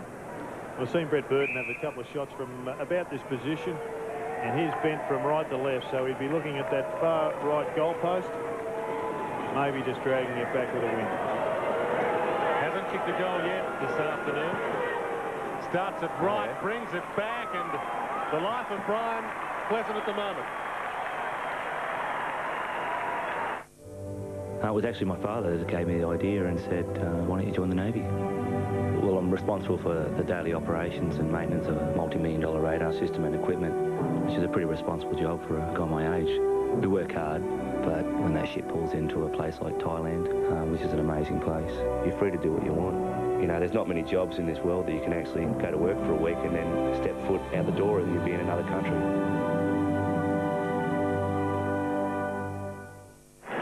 Brian Binky puts through the Adelaide Crows 14th, and it's not as if he's getting under their guard. He's got the highly credentialed Andrew Dunkley to contest with. Goods and Biglands again. Johnson caught by Bolton somehow. Threaded a handball through to Stingline. Bickley doubting. Three-man wide as Rashudo. Takes a brilliant mark. Spears the kick. John Cocked. Can't take the grab. Offhand Stevens. Back to Rashudo. Centering ball an option toward the goal square and getting back Saddington. Unselfish play by Rashudo. Given the scoreboard and his 5-goal week last week, could have had a ping. Saddington goes wide. Kelly, back pocket. Swans can't win the game, you wouldn't think. Half-back Stevens. Yeah, I wouldn't think that Adelaide are playing extravagant football, but they know they're not being pressed. Nix, force ball down to Binky. Kick smothered by Nix, good second effort. Ball out of play on the wing as we go down to the boundary line to Anthony Mitchell. Thanks, Dwayne. Jared, you mentioned the forward power up forward four of the Crows, Binky and Burton and co. Scott Welsh, Adelaide fans will be pleased to hear, returned to reserves for playing for West Adelaide yesterday after a couple of months out with osteitis pubis, so they're only going to get stronger. Good news. Stingline inside 50, almost but not quite. Stevens. Ball comes to Dunkley, to Matthews now. Saddington. Bosdyke from halfback. Williams. Space on the wing. Long drop punt to the lead of O'Keefe. Flies. Brings it to ground. Umpire deciding not to give a free kick for too high. It'll be a bounce inside 50 for the Swans.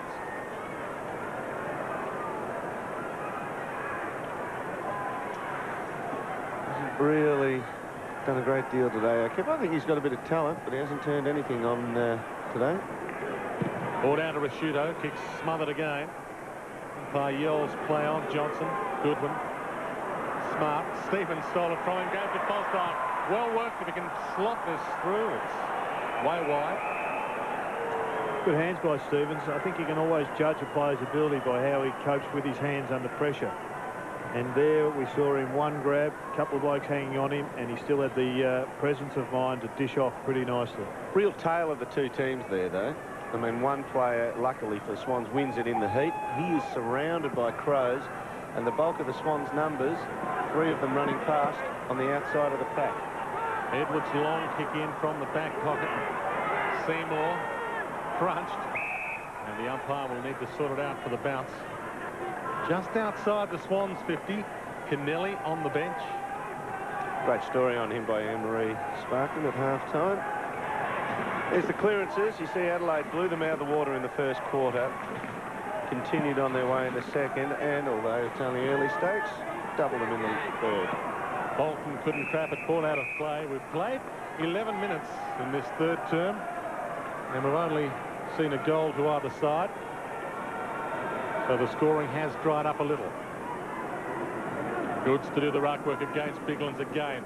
Bennett slaps it into the corridor. Bickley, Adams, Rashudo. What a setup. Stevens makes the mark at half forward. Good move this from Adelaide. The leads come from the goal square. Burton's wide. Ball in front of him. He gets there. He just wrong-footed Jason Saddington then, and Saddington is genuinely quick. And it started, didn't it, in that clearance? You just highlighted it, Dermot.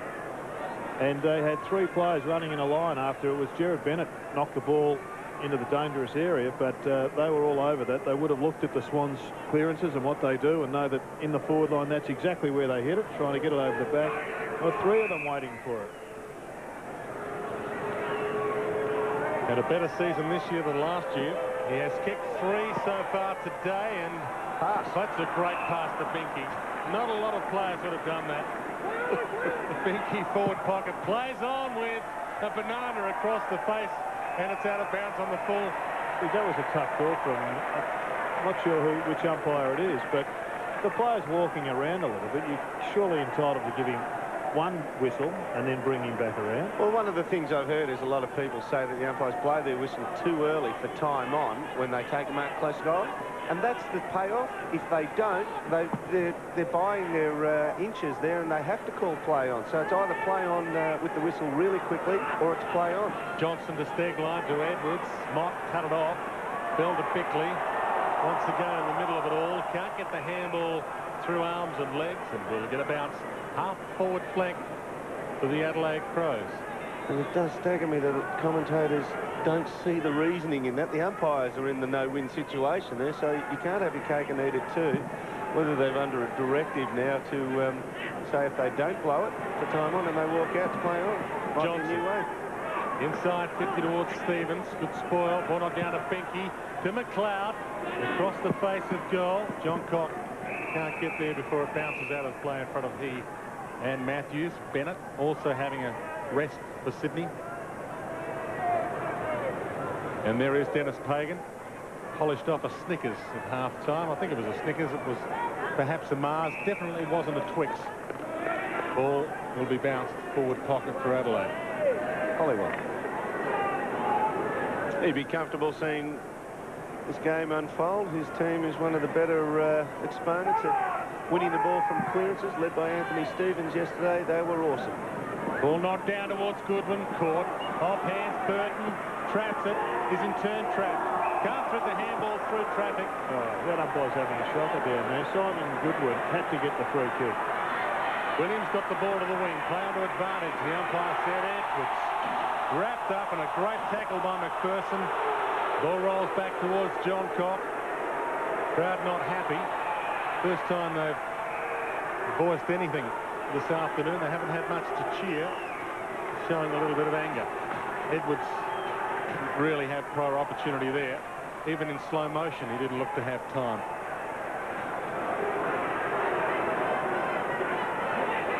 Johnson loops the handball in Rashudo's direction. Piece of brilliance from him back to Johnson. high and wide, and not very handsome, marked by Matthews. Throws in control, but not doing a lot of scoring with the Breeze in this third term. Chip kick wide is okay. Creswell to the outer side, and they have space. Saddington loops the handball over the top to Seymour. Back to Saddington. Now Kirk. Now Seymour again, and is caught by McLeod. Was never not going to gobble him up then. McLeod still over it. Nix has got it, and Doughty has him. And we'll get a bounce. Let's take a look at the Simon Goodwin free kick. I think the umpire on the far end is...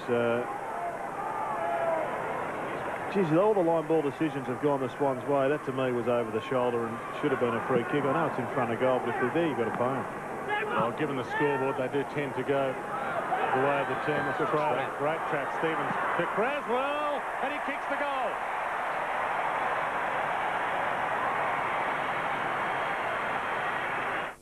Today's world needs the long life power of Duracell. Long life means more flashes.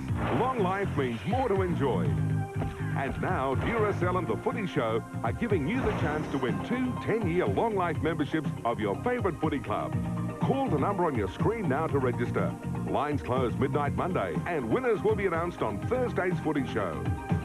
Duracell, the long life battery that lasts and lasts and lasts.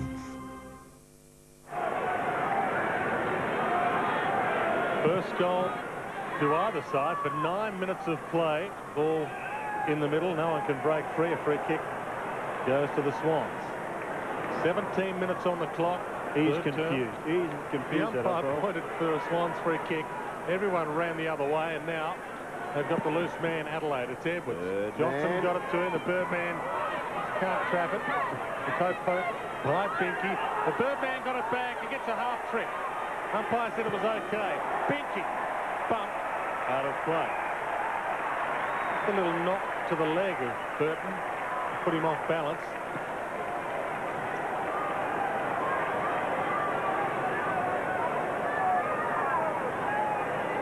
We might go down to Mytho and check it out, but I think this is bad news for the Swans. Mytho, is the Breeze starting to swing around, so they won't be kicking with it in the last quarter? It feels that way on this side of the ground, but the flags are still pointing to the Noble stand in. Well, it only matters what happens on ground level, mate. Edwards to Goodwin. High inside 50. Crouch had a bit of grip and determination on his face going for that one. Seymour got the handball to Mott. Back to Seymour. They're running now Sydney. Bolton. Goods on the lead. Great scoop up. Back to Fosdyke. Can he get it towards goal? Crowell gets back. Last line of defence. Some positive signs, though. For Adelaide just drop off their intensity. The Sydney side has started to run, and they could be exposed. They've got McLeod just over the top, but he doesn't want to take the risk. They're all too close, and Stevens is drifted down from half forward. Big target over the top. Takes the mark in opposition to Kirk. Had to work for it. Good work. So from half-back flank, 7.5 minutes to go, third term. Adelaide with the Breeze, and maybe the Swans coming home with about a 4-goal Breeze last term. It's interesting looking at the marking stat. At half-time, they're about 20 behind Sydney. Now they're just 6 behind. They have just chipped the ball around and chipped it into the Breeze, taken chest mark after chest mark, and the ploy is getting them back in this game. They have, haven't they? They've inched it forward. I mean, they are a short-kicking team, but they've had better options. They're just like little counter-punches all the way up the field. Clark doing the ruck work with Mott. McPherson thought he had it for a second. Gets it back again, but we will get a bounce on the wing. 14 goals to 9. Adelaide lead. Still a slim chance, the Swans. Drew Bolton pulls away from the pack there, top of screen. They can work it out to him. He'll have free run through the middle. Kelly caught by both Laddams, Bode and the sandwich. And we'll get another bounce.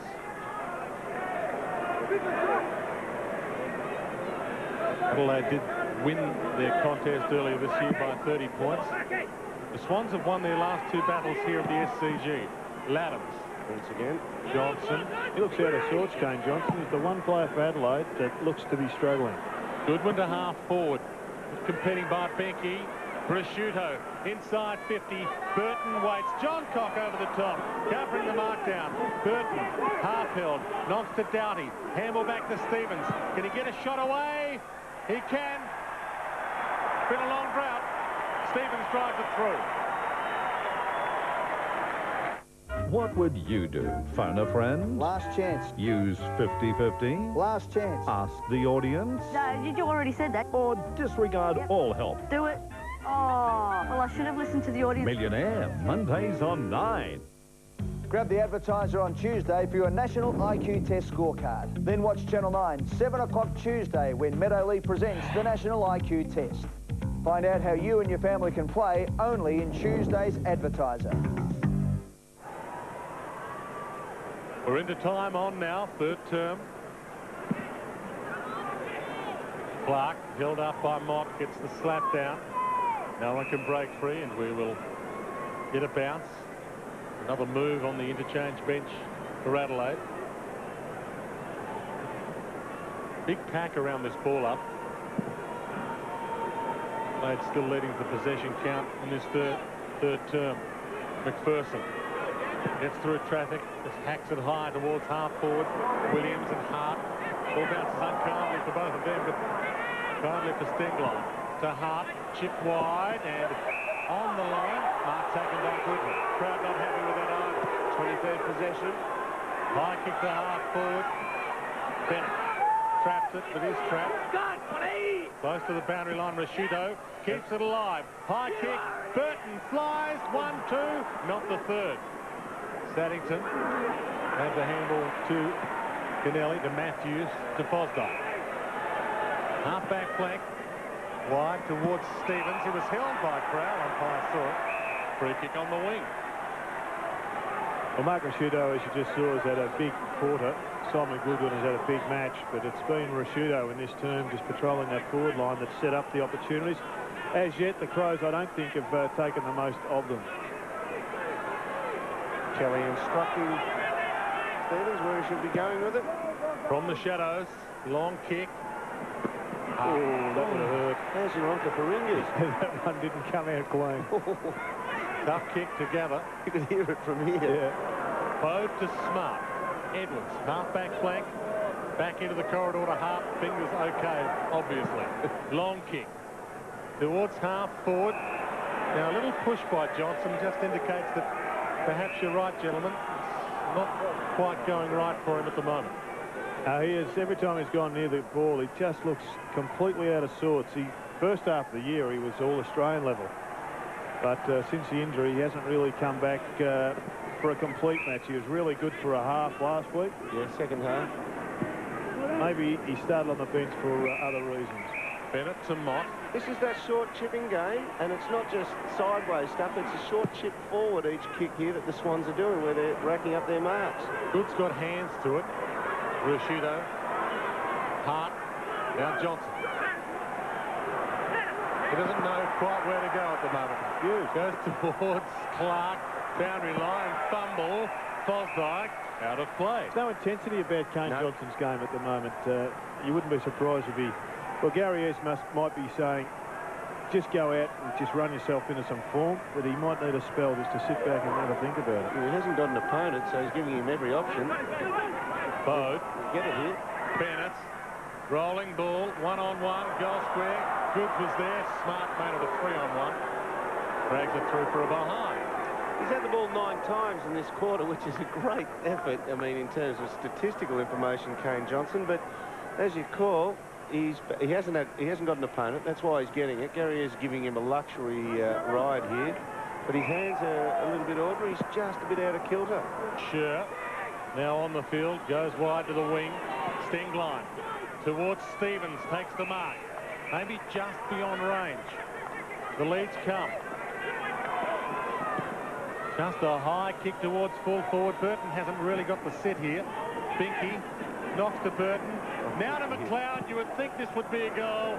Spins around and misses. Let's go down to the boundary line. Anthony Mithen. Well, that man McLeod did quite timely. I was going to ask Jared what he thought of his intensity, because at times just down here on the boundary, it looks as if he's been just going through the motions, perhaps. You never question Andrew McLeod. he just cruises around. He's one of those Rolls Royces. I understand where you're coming from, Anthony, but his body language looks like he's in cruise control, and then all of a sudden, as Jared Crouch found out, he'll just drop into 100% mode and come up. Now, that was a shot at goal, and the respect that Rashudo had, he could have chipped that over the top, and he probably should have, but Rashudo did not even look sideways. Rashudo gets the handball through traffic to Johnson, who misses Bode initially. Caught. Creswell. Yeah, that's the kind of thing we're talking about. And Kane Johnson, good on him, he's finding the ball, which is the start, but he overcooked the handball from 1 metre away. Creswell to Williams. Wide ball from him, looking for Stevens. And the ball may beat him out of play. He takes control of it, keeps it alive. Towards half-forward, Johncock at half-back for Adelaide. He's been moved up into the midfield now. Goes long with the pass towards Stevens. Back of the pack. They've got the options. Barry bounces. Little handball wide to Nix. Has Creswell if he wants him. Ignores it. Goes inside 50. Looking for Goods. Corrals him. High kick. Stevens. He'll bring the mark down. Make Crummon goal, and he kicks it.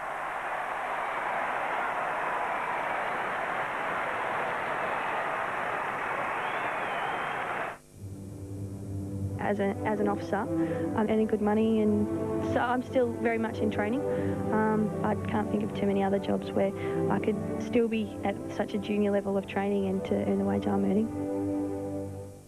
I am your king, and I am offering you safe passage. Do you hear me? Awfully sorry, sir, but there's no one else up here. Looking for extras? Then try McDonald's McValue Meal $1 Extras. It's value with extras. The lead back to 33 points. Competition for spots in this Swans team well and truly alive. O'Keefe in the team at the moment, wanting to stay there. Hot against Clark. Bode. Wide. Looping handball from Stenglein wasn't attractive, but he got it back to Johnson. Inside 50 to Finke. Thinks about good, but now goes to goal. High kick, bending kick, goal. Well, everybody ran the semicircle away from him. They all ran the same axis at him. He just turned inside. When he gives Dunks a pat on the head, I think Dunks has had a word to him there. Andy McLeod, what's the name? That's a shank of a handball. He had another crack at it. And, yeah, Kane Johnson, good on him. He is finding the ball, and they all run around the semicircle away from him. Seymour elects to go with his opponent from a couple of metres away, and he's always dangerous inside 50. Brian Binky says, it was a lot easier than I anticipated. Binky has 2 this term. And Adelaide stretched the lead again. Just beyond the Swans' grasp. Mob to Johnson, who's getting it a lot in this term, given we said he hasn't had a good game. Bode, caught, good tackle, ball, says the umpire. No, it's just the fact that he's been off the tempo, he's overcooked some handballs, he's making some decision errors. McPherson to half-forward, Bennett gets the free, pushing the back against Nigel Smart. But he's doing the right thing of playing himself back into form, he's winning it. He waxed his legs not long ago, and it said it interrupted his preparation for a game. He'd never do it again. He did it for reasons that most know about. I'd like to get a massage. The legs, they're smoother.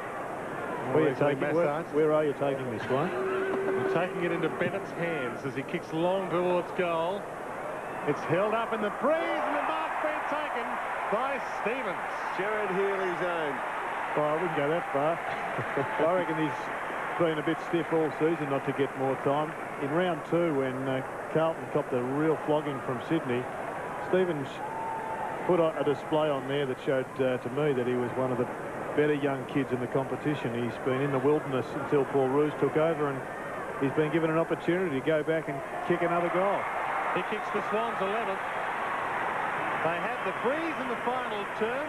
Anything can happen in this beautiful game of ours. Yeah, just as the season wears on and a few players in various positions get a little bit more tired, he hasn't been overly committed to the fray earlier in the season. You know, Plugger had a few games there, and Barry Hall was the main focal target. And now he comes in with a third of the season left, and he's the the mobile centre half forward, and he's finding it. I reckon that's why there's a real blue sky. If you were looking at the Sydney Swans, they've got Doyle and Mott and Goods and Saddington and Stevens and Barry Hall. They've got as good a group of up-and-coming young talls as just about anybody in the competition. They've got to get some more runners in the side, but there's some pluses, and they've got to find a replacement for Dunkley. I think that would be their biggest recruiting decision that needs to be made. Well, with that last goal, Paul Roos's Swans peg it back to 33 points. It's going to be an uphill task from here for Roosie, but if he can pull it off, he just about put his name on the coaching stakes for 2003. Gary Ayres has got different ideas, though. 33-point lead here to the Adelaide Crows. 16-9, 105 Sydney. 11-6, 72.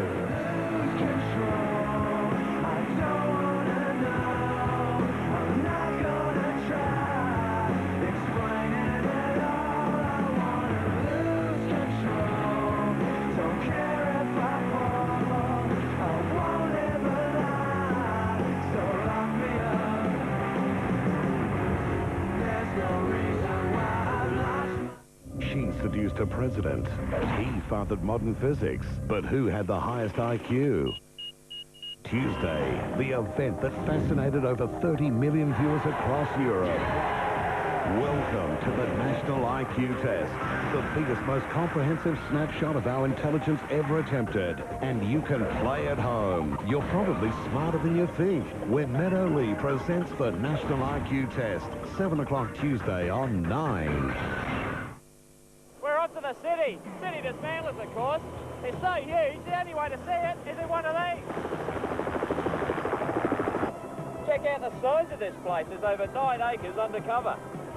All the big names are catered for. Engine reconditioning, bags and tyres, new engine part. It's massive, and the staff have the experience to back it up. Now that's service. Come to the city for all your auto needs. Yeah, City Dismantlers. They're Australia's largest automotive supercentre.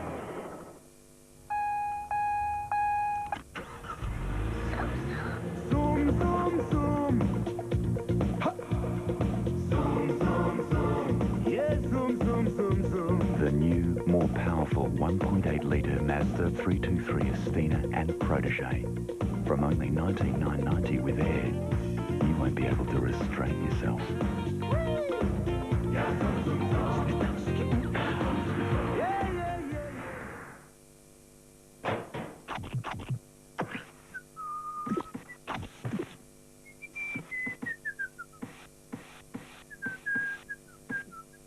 If you're taking on a home improvement project and need to know what to do next, call the Mitre 10 advice line. Our qualified tradespeople can save you time and money by getting you back on the job fast. So for 10 out of 10 advice, call 136310. Manic's best ever prices plus a GST refund simply means there's never been a better time to buy Fujitsu Comfort. Get your GST refund offer on the entire range of Fujitsu air conditioners at all 7 Manix air conditioning stores. They call him the King, one of the greatest centre-half forwards to play the game. This Monday night on Foxtel, get the real Wayne Carey story in a Fox Footy Channel exclusive. The controversy, the rebuilding, the future. The most anticipated interview of the year. The most respected interviewers in the business. Wayne Carey, 8:30 Monday, live, exclusive and unedited on Fox Footy Channel. Call Foxtel on 131 999. If it's good enough for you to wear, it's good enough for Goodwill to sell. Goodwill needs good clothing right now. Frankie J. Holden had everyone laughing. Who could top that show? Only one of Australia's most inspiring sports personalities. And we're going to surprise her as soon as she hits the beach. This is Your Life, 8:30 Thursday on 9. Thursday, we'll reunite you with one extraordinary boy. And the people who prove medicine can work miracles. All new RPA, 9 o'clock Thursday on 9. This AFL coverage proudly brought to you by Carlton Draft, Amy and the Navy, Army and Air Force.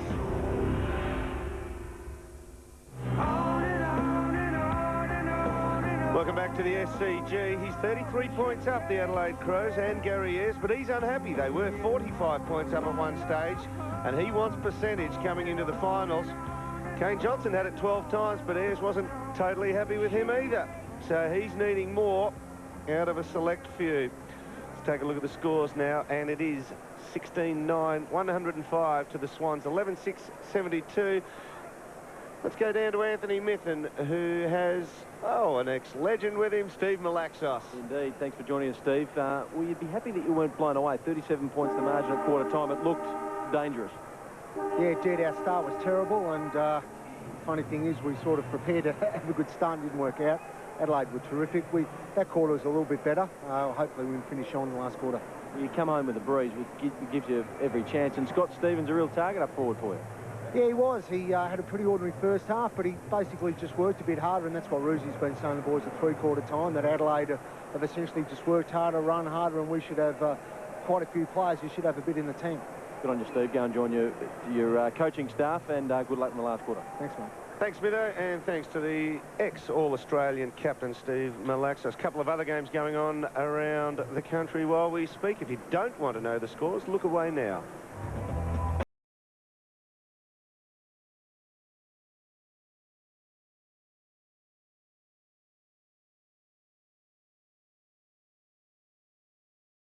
Western Bulldogs and West Coast Eagles. The Doggies 12-2-74. Currently ahead of the West Coast Eagles 9-4. Dermot, I had to put a couple of John Cox marks together, back-to-back, or failed marks. Take us through what you see. Well, his elbows are totally straight. There's no give, there's no cushion in his arms, and he points both palms flat hand towards the incoming ball. He's a good leader. He leads very well as a full forward, but his marking technique above his head needs a bit of reprogram. You've basically got to take the risk and point the fingers at the ball. See his flat hands there? That's wet weather marking style, and there's no give in his elbows. Same again there. Got to jump and get the ball in front of your eyes. Adelaide Crows by 33 points to start this final term. Swans with the breeze. Bickley, Sure. Oh, good hand. McLeod. Kick a goal. He might go all the way. Has a bounce back down two. Runs to 45. Drop punt towards goal is into the post. Brad Seymour pulled away with his opponent, and some would say that is the thing you do. You always let the player keep coming forward, but comes a time when you've got to take it on yourself to at least pressure the man coming forward. Kirk, Nixon, O'Loughlin, three of the players on the Swans bench there. Mitho's upset Andy McLeod. Yep, he'll dig in there. Yep. Stevens and Saddington flew. Edwards inside 50 to Burton. Play on. No, play on it is. And no push in the back. Burton looks up at the umpire and says, could have given me one of them. He signalled a touch off the boot there, the umpire. Burton's kicked 3 so far this afternoon. Watch McLeod burst. And sure, McLeod will get it. It's knocked away from him by Bolton. The ball out of play in front of McLeod. Crouch has been the man on McLeod for most of the afternoon. And this right now is the exact area where Adelaide have just murdered the Swans. The clearances. Bigwins has taken them out of the ruck. He mightn't do it against Mock. He's too big, probably. Bolton slaps it down almost to the wing. Crowell overrunning at Edwards. Matthews is looking for Creswell. Goodwin. Mr. Hamilton Stengline caught. Wrapped up by O'Keefe. Umpire says ball. You didn't like it, Jared?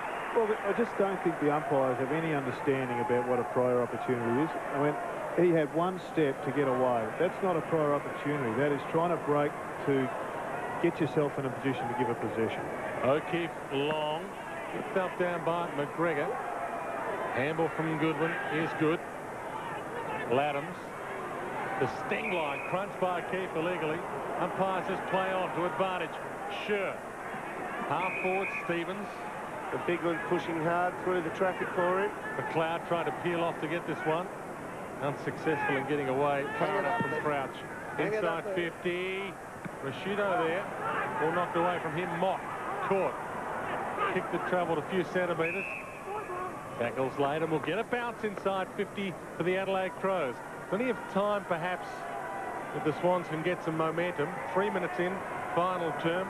Breeze worth a few. 16 goals to 11 on the scoreboard at the moment. It's been done before. Crouch from half-back.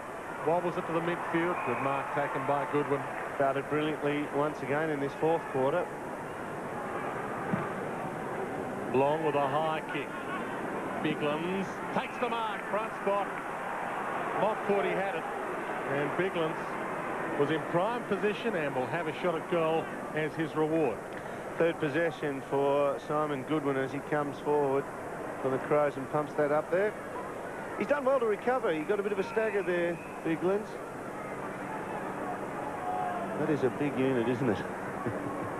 Adelaide's biggest lead of the afternoon was 45 points. Since that time, the Swans have been able to stay within range. Bigland can push it out again. He pushes it wide. And it's only a behind from Rhett Biglands. 72 to 107. 4 minutes played. Final term. Inside 50s reflect the dominance of Adelaide for this game. 51 times for the Adelaide Crows, 35 for Sydney. Now look at this. They're huddling at centre half back. They'll break both ways and it'll leave a hole right at centre half back. You'd go to Mott straight down the middle, given the scoreboard, wouldn't you? Or Dunkley. Williams does exactly that. High kick, Dunkley. Good mark. Double team. Beats off Fosdyke. Free kick. Oh.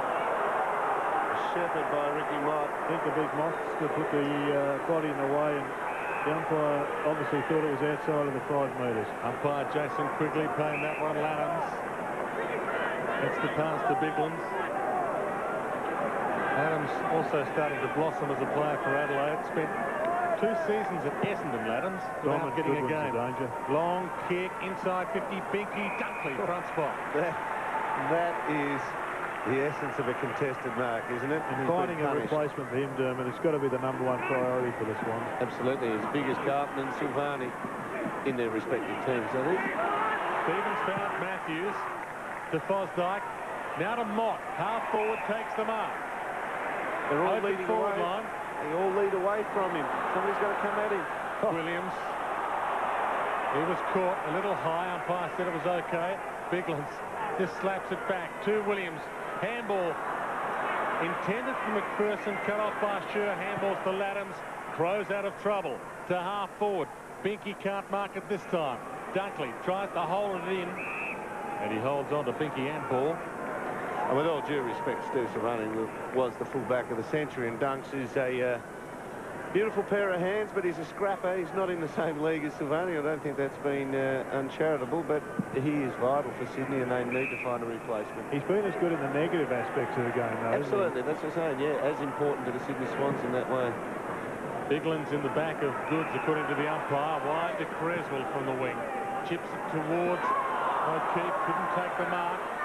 Ball slapped into the danger area. Kicked out of that danger area by McGregor. Off hands, Scher. Brilliant spoil by McLeod. Johnson. One with Kennelly. Kennelly beats him. Runs the wing. Chips it to space. Half forward. O'Keefe's got it. The leads come inside 50. Mott takes the mark. Important that Mott makes a fist of playing as a tall forward, because there is going to be pressure from Doyle and from Goods, and if he can keep his mobility up, the big man, have a look at him. Achilles Jones he reminds me of. I'm not sure if he can kick it over a wheat silo, but if he can do that, it just gives the Swans enormous interchangeability with their talls. Because Doyle can play forward himself. You can see the time remaining. Can Mott use the breeze to keep the Swans in with a chance of winning, and that is a great goal for a big man.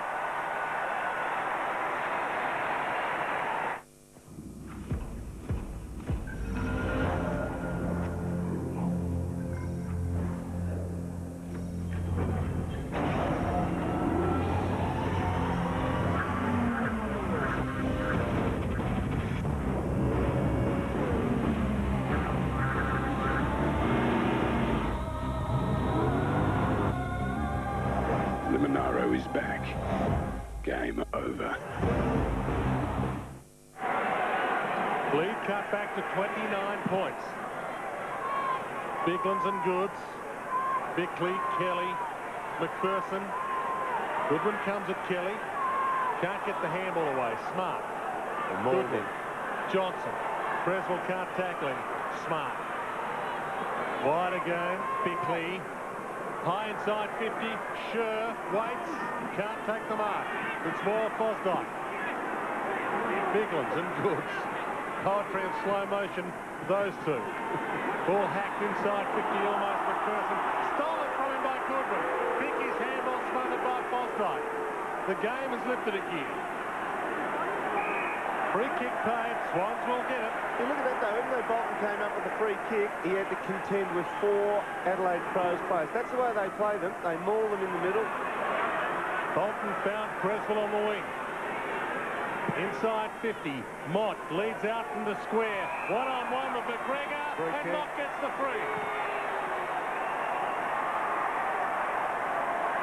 Keith kicks the goal, but there is no play-on advantage here. That close to goal, the umpire is always going to say, don't worry about advantage unless it's in absolutely free flow-on style. Ricky Mott kicked the last goal for the Swans.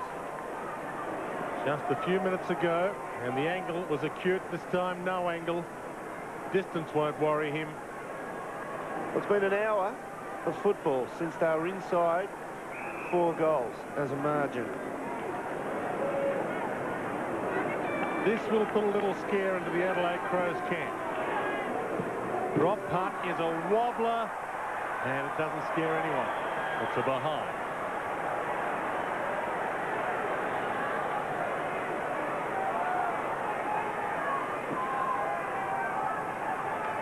Every picture tells a story. That one tells it better than any words can. Hart from full-back to the outer side.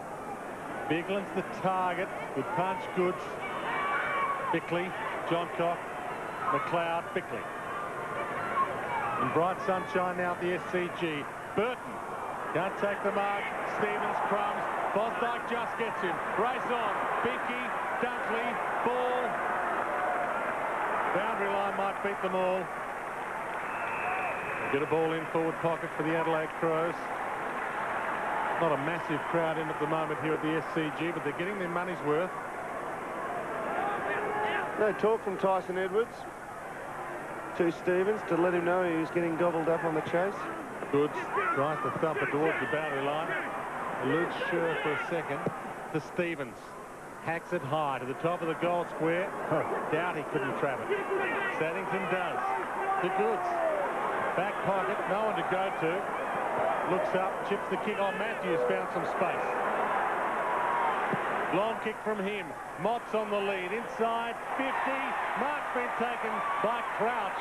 He did really well there. Andy McLeod read the ball to go straight down the line, and Crouch took it on himself to take a risk and run just inboard a little bit more and exposed McLeod's, I suppose, ability to read the ball in its normal circumstances.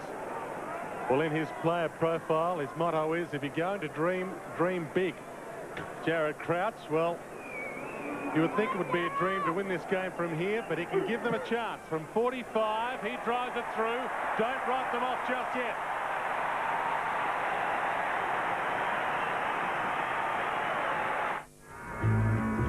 It's such a nice evening. I thought we'd go out for dinner. No, this way. Introducing KFC's salad spread. Juicy original recipe chicken, breast fillet crispy strips, coleslaw, lots of chips, and a fresh garden salad. We should eat out more often.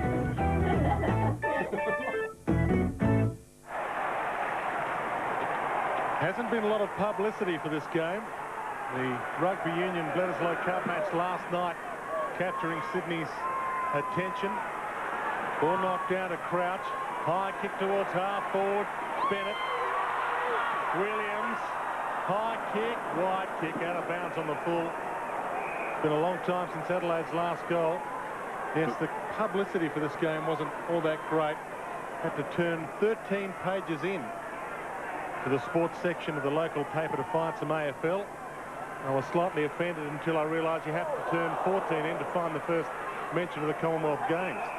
Ball to the wing, out of play. Smart takes it across the line. Well, the margin now is back to its closest since the 10-minute mark of the first quarter.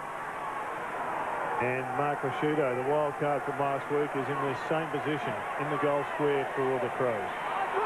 Ball back into play. Kelly trying to thread a kick through traffic. Crouch taken out of play by Bickley. Will get a ball in wing. They did win the last centre bounce takeaway as well. They're doing better in the stoppages now, the Sydney Swans. That's Biglands is tiring a bit. Clark warms up to come back on. Clark gets the kick to half forward. No one can quite trap it yet. It's held in. Pack forms. And the umpire will bounce. Jason Quigley calling for the ball, and no one prepared to give it to him just yet. And Ricky Mott, too, drew a free kick against McGregor because he just was too tall. Has now got a new opponent. Brett Biglands is down there. McGregor on the ball, and that'll be why Clark's warming up. McGregor might have to come off the balance. Smart was the third man up. Creswell from half back. Stevens tries to slap it to Williams' advantage. They've got a sniff here, the Swans. They're knocking it forward into space and running. Williams to O'Keefe inside 50. Boundary line beats everyone, and we'll get a ball in. Forward pocket for the Swans. 22 points to margin. That man's working overtime. His coaching career on the line in the next few games. And if they can turn this into a victory, might be enough to seal it. Bolton back into play. Hamble to Williams. Trapped by McLeod from half back. Haven't seen him a lot. Crow fans happy to see him now. A couple of bounces down the wing. He's actually running away from Paul Williams then. Dunkley. Had a big last quarter, Dunkley. Feeds off the handball. Seymour to Goods. Midfield. Doughty dumps it down. Seymour can make amends. McPherson. Kennelly. He can almost kick it from there. Inside 50. Bolton caught.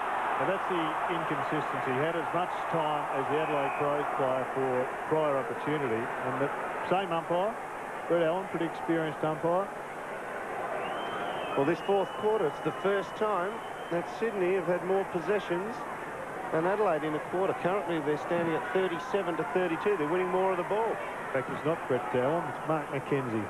McGregor found Bickley. Ball in the midfield. Stolen by Goodwin. It would be appropriate if he finished them off. He can't. Fifth, fourth quarter possession for him. He is danger. He actually ran away from that contest then. He's still retaining his fitness base. Swans have got to work better to these kick-ins because the Crows have really given them a hard time right throughout the match. They need 4 unanswered goals to hit the front. Very narrow zone here. There is hardly an Adelaide Crow player outside of that behind the goal, down the ground shot there. You should go down the middle, Dermot, wouldn't you? Oh, well, they're going to be thin through the middle there once they get outside 50. They've got Goods and Dunkley. Dunkley's going to have to fly. Well, he won't get an opportunity to fly for that. Ooh. Umpire said it was no free kick. Smart. Inside 50. Burton. One grab, not the second. Matthews mops it up. Kelly attacks it. Kennelly to Kelly. Over his head, Johnson, 50 from goal. To full forward, high kick, Binky's under it, Burton's under it, Barry's under it. Well, it's going to be close to a free kick, this. Gone. You read it well, ball. He dragged it in, it's so tough, it is just against everything we were taught as kids, and I'm sure these guys were similarly taught. You go for the footy, and yet if you elect to drag it in a crowded situation, look at Barry, he's trying to say, I've got no control of this. But the umpire, I think, under their instructions, are left with no other opportunity. He's looking up at the scoreboard, Leo Barry, saying, I want to have a look at this replay. He's looking for you to tell us, Jim. Right through the middle, and Brett Burton, handy afternoon for him. He has 4, and the Adelaide Crows a little closer.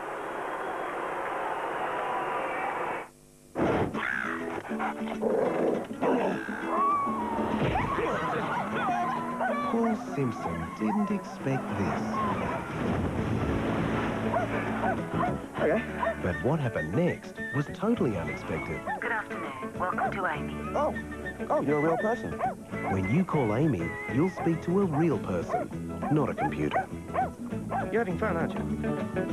Lucky you're with Amy. Let's have another look at this. There's Leo Barry. Does he have an opportunity? There it is. He had to tunnel ball it or scoop it out, but he didn't want to. He's had hold of the jumper for a long time there, the Birdman.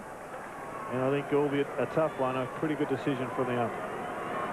Adelaide Crows closer to victory, but it's not a fait accompli just yet. Bounce in the middle. Crouch. High kick to half forward. Williams, Stengline, John Cock. O'Keefe. Well done. Bolton. Creswell from 40 metres out. Wide. Only behind.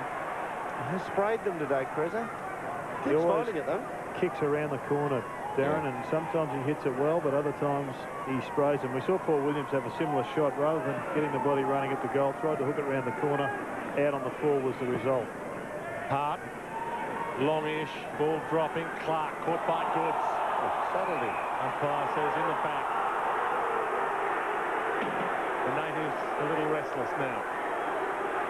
Well, you can understand why. I mean, there have been some gross inconsistencies at times with the umpiring. Stevens couldn't take the mark. McLeod goes with a toe poke. Not quite in danger. Stevens. Binky. Another contested mark. I think Brian Binky needs to get Graham Johncock in a corner and just have a look at their respective marking styles, because he has got fantastic hands, this guy. And he's on Dunkley, who's been equally brilliant this quarter. And there's the bend, Dermot. You see the bend that you were talking about? Just softer hands. Just cushions the impact, doesn't it?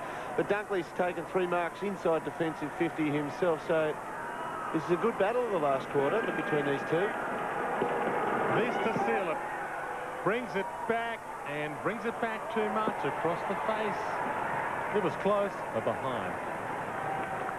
Been a good game of footy. I think all Sydney Swans fans would be pleased with the fight back, pleased with the spirit shown by the players. Poor start, as Steve Laxall said. But more importantly, I think there's a lot to look forward to over the next couple of years, and I'm certain, well, you'd be shocked if Paul Roos wasn't signed up, Dermot. Paul Williams entrusted with the kick in from fullback. Spears it to Saddington. Takes the mark. Runs defensive 50 back into the corridor. Dunkley doesn't get a chance to fly. Ran into Hart. Off hands. Kelly. Inside 50. That's too wide for O'Keefe. I think it's too wide for everyone. Out of play.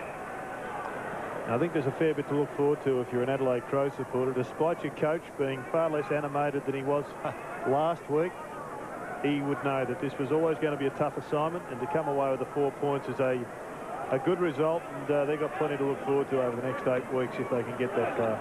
Ball knocked down to Smart. Didn't break free. We'll get another ball up forward pocket for the Swans. And that shot of Gary Ayres. Big Terry Moore next to him features in one of the marks of the century. Michael Roach. Michael Roach took it over him and Kelmore. Inside 50 for the Swans. Bickley out of the danger area. Johnson can't trap it for McLeod. He runs away. There's some arrogance. There's some skill. Crouch chases him. About to get caught. Crouch got the kick away just in time. Good chase from Jared Crouch. Stengline caught by Goods. And they're a little angry in the middle of all that. They are a good tackling team, the Swans. It's against Goods. They do tackle well, even though they haven't had a stellar season. They tackle hard. Smart. Can't right trap it. Gets it after the bounce. Nix comes at him. Rashudo. Bickley. High to the goal square. Burton might fly. Rises. Can't mark. McPherson. Caught. Ball comes out to Saddington. To Williams. Stevens on the outer side for the Swans. Couple of juggles. Takes it from McGregor. O'Keefe and Doughty. O'Keefe takes him on. Nearly takes him out of play. High towards attacking 50. Under it, Figlan's and Mott. They both missed it. And Hart, who knows how to defend, and we'll see Bo just on the field from the boundary line, from the bench. He did look like Krusty the Clown coming out there, arms waving. He pleaded for that. I just wonder what's happened to Bo today. He's had very little game time. In fact, that's his first possession. That's this quarter, yeah, he's been on the bench. Yep. Clark. Yeah, it ate in the first quarter and then went shy after that. Change the computer, damn it. Sorry, change it back. Johnson. You said Tecker, didn't you? There's another crusty hairdo, high kick. Now, impossible for Rashudo to get anywhere near that. Stevens.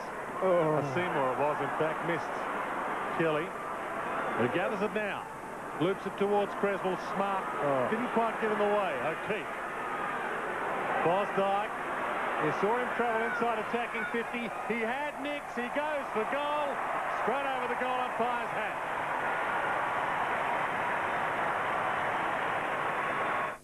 She's in England. You've tried the long-distance relationship. Now it's time to try the long-distance breakup. Half-hour calls to the UK are only $2.50 with Primus Telecom. Breaking up by email, however, is a lot easier. iPrimus gives you unlimited hours and downloads for only $24.95 a month. Call Primus Telecom on 1300 85 0000. Primus Telecom, delivering the real value of communication. We're into time on, final term. Consolation goal for the Swans. Clark and Goods in the ruck. Goods rips it out of the air, gets it toward half forward, but held up is Stengline, and we will get a bounce. Just the Swans side of the circle.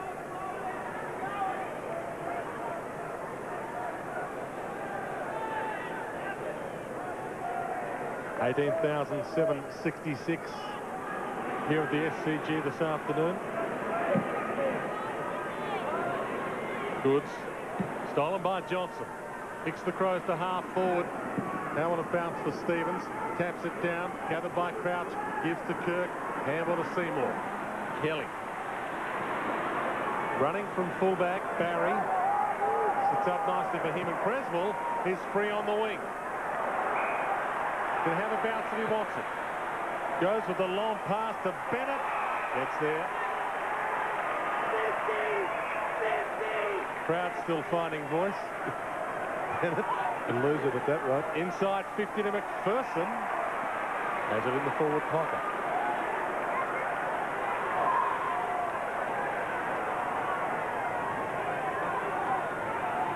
He did pretty well on that replay there to protect his back. No 50 there. We spoke about the marking statistic. I think the deficit was 12 at half-time. It's now down to 2. They just have used the ball far better, the Swans, in this second half. McPherson to make the scoreboard look a little more attractive than they thought it was going to be, and he puts it through. Families being torn apart. I've got to think that he's now not with us anymore. Parents fearing the worst. So out of character that he has been missing for so long. The people that vanish and the heartbreaking efforts to find them. That's Monday at 6.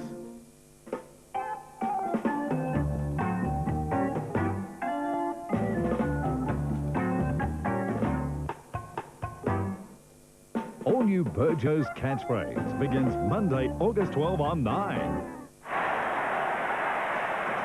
If only there was a fifth quarter.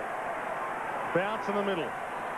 Swans finishing the running. Yes, they would be. You're right, Dermot. High kick by McLeod inside 50. Off hands. Chance for Matner. Can't thread the handball through. And we'll get a bounce. No, we won't. We'll get a free kick for the Swans. They play 3 quarters in ice hockey, don't they, do? Kennelly. Got it to Creswell. Kicks toward Bolton and Goods. Off hands McPherson. Now to Goods again. Towards attacking 50, Stevens. He's taken some strong marks in the forward 50 or close to. He can have a crack at it if he wants. He goes to Nix. Forward pocket. Good punch by Hart. Crouch can't pick it up. Nix can't pick it up. Johnson can. But he's caught. And we'll get a bounce just inside, attacking 50 for the Swans. Gary Ayres a little restless. They'll be able to party tonight, Adelaide. They'll get the victory by the skin of their teeth. A few birthdays this week. McLeod and Bickley today. Doughty and Binky tomorrow. And Tyson Edwards, who's got it now, birthday on Tuesday. Creswell caught to one of those birthday boys, McLeod. Now Scher. Had a bit of it in the last quarter, Scher. Johnson bobbles the ball toward Stevens, who takes the mark at half forward. They led by 45 points at one stage of this game, Adelaide. Looked like being a big percentage boosting win for them, but Paul Roos, that man that was on screen, should be reasonably happy. High towards the goal square. Clark the flyer. Stevens was with him. Good one. Kicks it astray. Only a behind. So only seconds of time remaining before Adelaide and the 4 points get together. 28.5 minutes on the clock. Williams straight down the middle. Dunkley. Breeze really blowing up in the latter stages of this match. Dunkley getting on the end of a I thought we were 70-metre kick and pull back. Thought we were going to see Dunkley hit it. Seymour to Kelly. High inside 50. Saddington in front of the pack. Couldn't rake it in. McGregor, Bode. Hart chips wide. Johnson just inside the boundary line. And he might take the rest of the seconds off the clock. He's had 20 possessions, so he's found it. Started on the bench and may have played his way back into form. Sure called the play on for some reason. 21. Back to Johnson. If he gets rid of it in time, he does. To the wing, on the siren. And a victory, which looked like being a massacre, becomes a win by about a short half head. Adelaide 17-14, 116. Sydney 15-8, 98. And some worse news for the Swans with O'Loughlin injured in the process. Adam Goods on screen. One of those Swans who was part of the resurgence, but it was too little too late for them in the end. Well, Simon Goodwin had a brilliant day today. 30 possessions, 14 kicks, 16 handballs, and when they were under a bit of threat at the end, he stood up, and he is with Anthony Methven. He certainly did stand tall when the heat was in the kitchen, and there was a bit of heat there. You were 37 points up at quarter time, and really let things slip a little for the last three. Yeah, it was pretty disappointing at the end there to let them back into the game, but the boys played well early and got the lead on the board, and we did the hard work early. Let's not talk negatives. It's 4 in a row for you, and you're really set up the top 4 spot.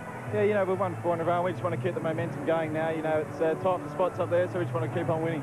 And you've got 3 of those remaining 4 games at Amy Stadium, Essendon next week.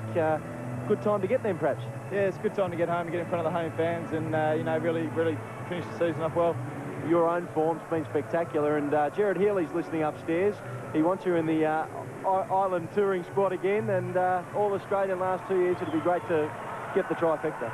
Yeah, it's good to get a few kicks. It was a bit quiet early in the year, but it's good to start coming back into some form. So it's just a good team effort. I reckon you might have been best on ground the last 2 or 2 over there. I don't know about that, Jared. Goalkeeper's not my go. Good on you. Thanks. I can guarantee you, Dermot, he won't be goalkeeper again. Yeah, safely said as he runs away and can't hear. Gary Lyon has put the line straight through his name for goalkeeper, but he is a great midfielder, and well, hopefully we can get him. Okay. He's got some big fish to fry before that takes his attention. Absolutely. Well, also the Swans gave Paul Roos something in the last quarter, didn't they? They certainly did, and there he is, Gary Ayres. Tough day in the office for him, but he has fulfilled every objective today. 18-point win here equates to a 3-goal victory for Gary Ayres and the Adelaide Crows. 17-14, 116 over Sydney, 15-8, 98. We'll be back after the break to wrap up.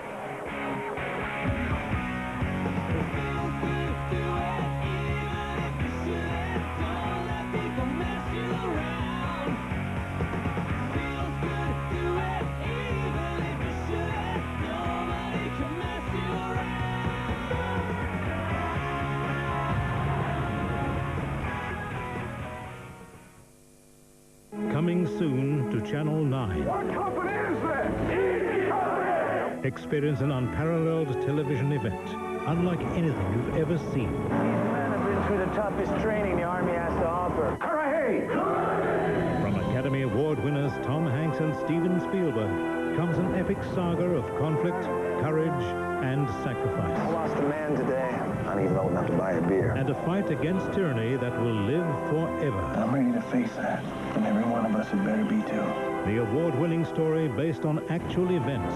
Just weapons and ammo. Let's go! Get out of there! civilized place for civilized men. Band of Brothers, coming soon to Channel 9. It's a getaway day. The great outdoors, your favorite place to stay.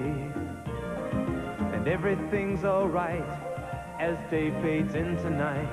'Cause tomorrow it's another getaway day. Discover the key to a safe and carefree holiday.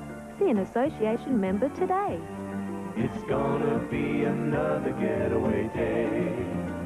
A getaway day.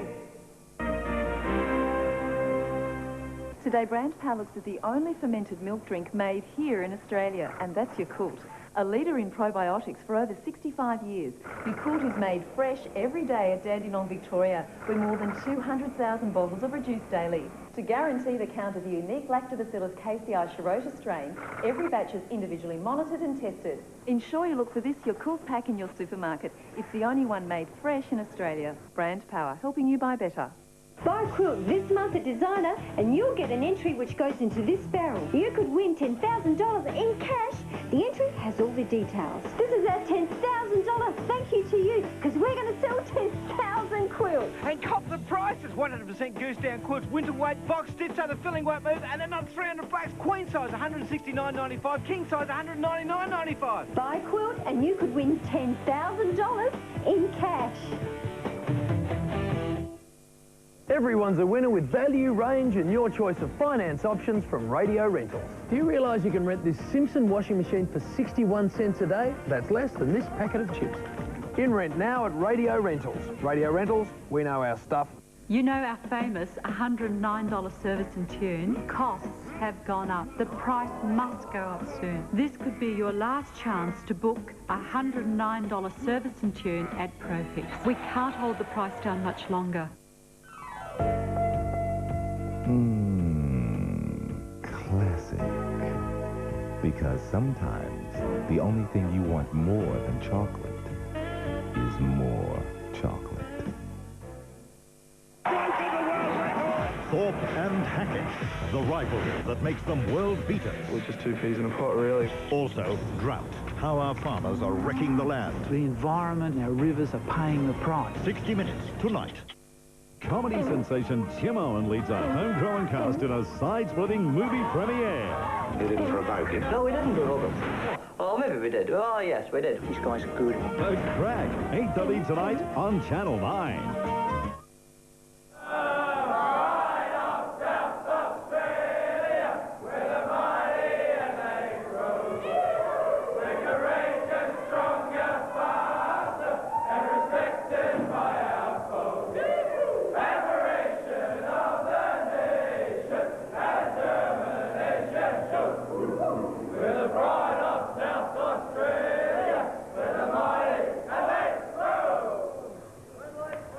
Bringing together a few wins. The Adelaide Crows in the top four now, and a few sheepish grins around there too, Jerry. I reckon Gary Ayres would tear a few strips off a few blokes, allowing a big lead to slip like that. In the end, it was a win by 3 goals, 17-14, 116 to Adelaide over the Sydney Swans. And Brett Burton back in form with 4 goals. Binky a couple, and for Sydney some positives with Stevens and Fosdyke at ground level. Well, Brett Burton started to turn it on again once today. A season tally of 37-4 for him today, and he is with Anthony Mithen. Well, Brett, you jagged 4 today. It was a tough time, really, after quarter time, though, for you, wasn't it? Yeah, definitely. We had a good first half and got the lead on the board, but really was a grind in that second half, and they outscored us in that second half. And I suppose a win's a win, but we're probably not happy with the second half, but we'll take the 4 points. Just battled through the song. I suppose that's just a sign of letting it slip there at the end. But it's a road trip and hasn't been a happy hunting ground up here at the SCG, so the 4 points are important as you battle for top 4 spot. Yeah, that's it. I mean, the bigger picture is we've got the 4 points, and that's what we come up here to do. We would have liked to finish the second half better, but it wasn't to be, so we'll take the 4 points and look forward to next week. And just finally, you're feeling good in your body, you're getting that spring back into your step. Yeah, I don't know if the spring's back there, but yeah, I'm starting to feel a little bit better than I was last year, and got over my injuries now, so it's good. You nearly took the big hang there at one stage. You got up, got a bit of airtime. Yeah, just not told them at the moment, but that'll come. Good on you. Thanks for joining us. No worries, today. Brett Burton there, Anthony Mithen also. Are they a genuine top 4 team? I think they're a real chance, Dermot. They've got it right a couple of times. at premiership stage in September, and that's what they look like to me. A very powerful midfield, and the forward line starting to get it together. Top four midfield, there is no doubt about that, and that will be reflected where they finish on the ladder. Let's go to Lou Richards' medal. My turn to award them today. 7 to Simon Goodwin, 30 possessions. He was fantastic. Paul Williams was great for the Sydney Swans. Rhett Biglands from the Adelaide Crows, and I will say this, I've made the mistake here, and that is Stevens of Adelaide. That's a print error there, so I'll clarify that one. That is Stevens of Adelaide, 6 votes. Don't make another mistake for the rest of the day. That's a big ask for me. The winner of the Lou Richards Medal, Holden Player of the Year, will receive the magnificent 5.7 litre CB8 Holden Monaro worth 60,000 big ones. And you can watch the Sunday Footy Show for weekly updates to see who's leading the race for the Holden Monaro. Monaro is back. Game over. So's Metho, and he's back down there in the rooms. Metho? Well, Andrew, you're just saying a tough day, and probably for you personally a little bit. You got a little bit of the footy and pretty creative at times. Oh, yeah, look, you know, it's always a good ground to come and play footy on, and yeah, we're just lucky in the end, I suppose, to get over the win. We set it up early and we just held on. Probably disappointing the way we sort of finished off, but, you know, that's footy and we came here to do a job and we did it, so that's it. Well, it's a good one to get out of the way because you go home now for the next month. You play 3 of the 4 games at Amy Stadium. Yeah, that's a bit of a bonus, but, you know, we can't take that for granted. We just got to, you know, keep trying to put ourselves on the line and doing what we know is best for the footy team. And look, you know, it's going to be good to get home because we've been away for a couple of weeks, so yeah, it'll be fantastic. Do you feel as though you're sort of the South Australian sleeper at the moment with all the focus on Port Adelaide? You're just creeping along and could surprise a few? Yeah, look, you know, we don't care too much about, you know, all the sort of media attention that all other sides get. As long as we keep winning and head in the right direction, head in the right direction that we want to head, then, you know, everything else will take care of itself. Another super season for you. Let's hope you can finish it off. Good on you. Thanks, Andrew. Thanks, Andrew. Superstar there, Andy McLeod. He's a shambles, Mitho. I thought he'd ask him the hard question and say he actually thought he was coasting at one stage, but he didn't. Well, that's all right, Mitho. We'll let you get away with it. The other game going on, one of the other games, Melbourne and Richmond. If you don't want to know the scores to that, a look away now.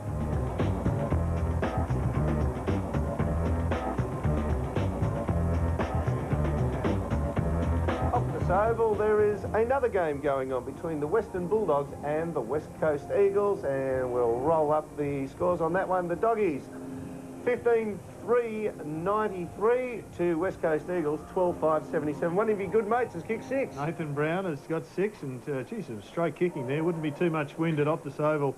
You wouldn't think, having a look at the scoreboard. Terrific, a very close game, and the West Coast are obviously still a chance. All important this time of the season with only 4 games to play as of right now. Let's have a look at the ladder. And the Adelaide Crows go 2 games clear, inside that top 4, hoping to shore up a home final. And it makes it so important, that West Coast Bulldogs match. If the West Coast can snag the points, well, they're still in the hunt for that top 4 position, but obviously they've got the job at hand. And, well, Melbourne and Richmond also a pretty important one with Melbourne so close. Adelaide's run home. They've got the Bombers at Amy Stadium. Gee, I had to think what that was for a second. And another one on the back of that against Port Adelaide. That is a tough one. Then Richmond, and then they finish up with Fremantle, which won't be easy, an away game at Subiaco. So they've got their work cut out for them, but if they're good enough and they are a deserved top 4 team, they will clear most of those games. So it was the Adelaide Crows here today by 3 goals. Thanks for joining us. We'll see you later.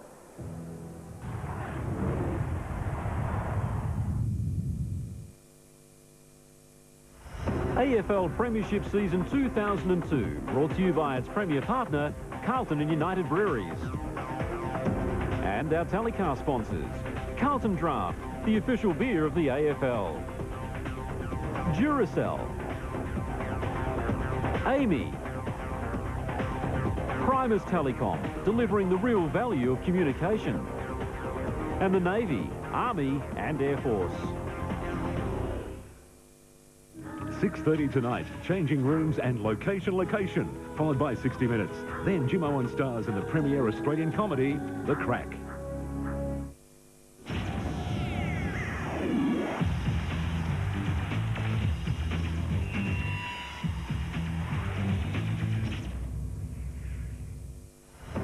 AFL Premiership Season 2002, brought to you by its premier partner, Carlton and United Breweries. And our telecast sponsors, Holden, Duracell, Amy, Pizza Hut, Primus Telecom, delivering the real value of communication, and the Navy, Army and Air Force.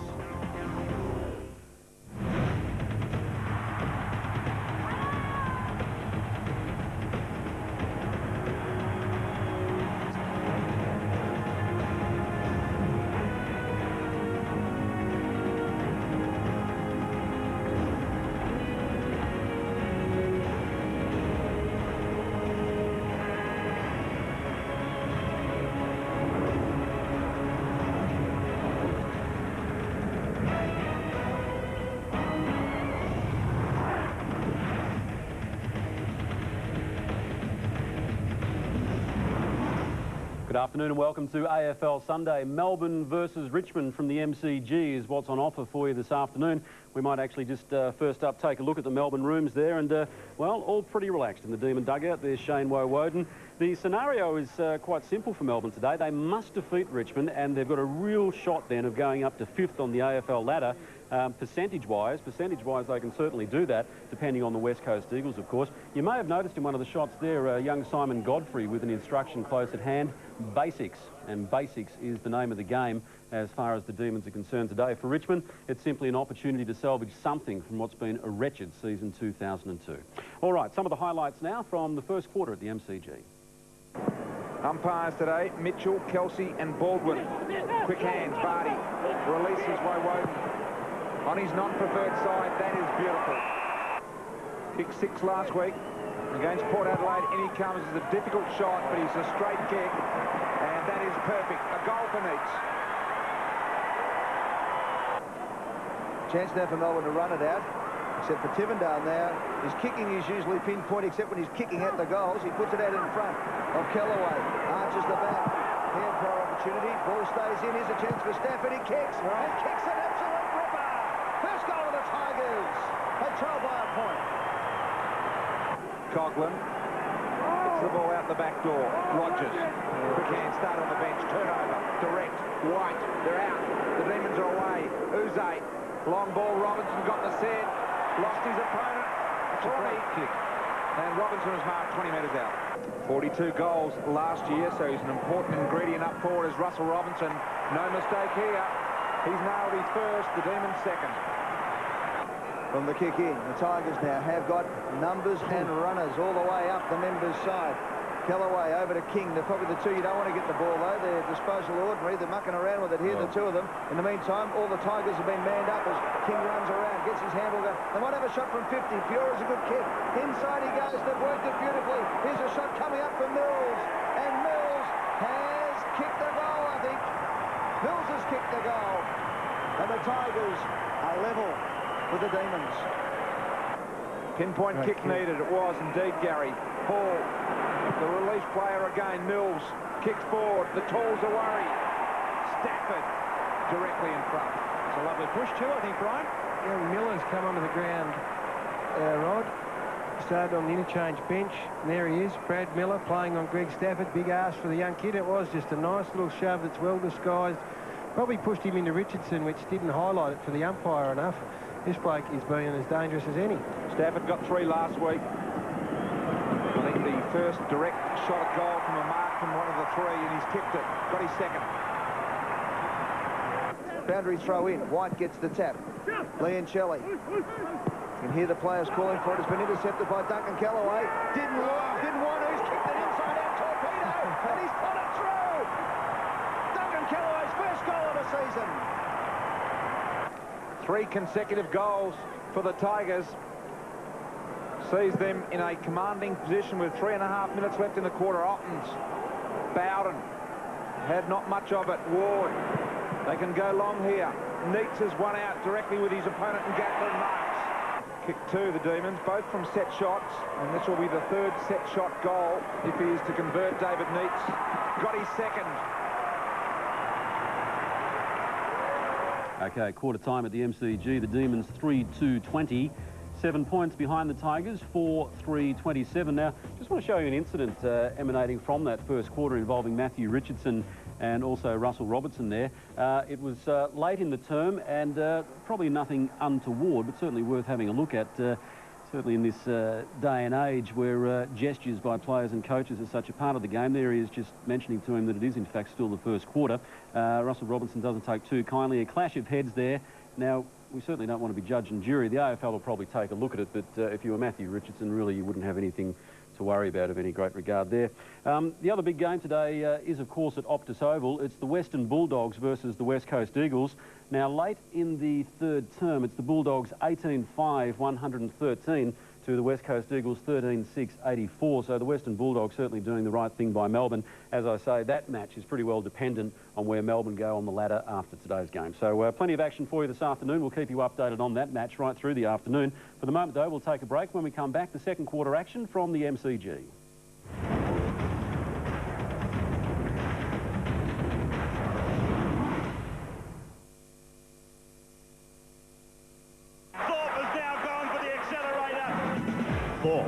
World champion. Look out, world record. Hackett.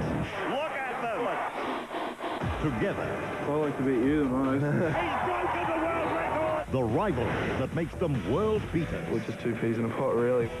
Also, big drought, big wind. Don't ask us to do that. How our farmers are wrecking the land. The environment and our rivers are paying the price. When Toyota presents 60 Minutes tonight.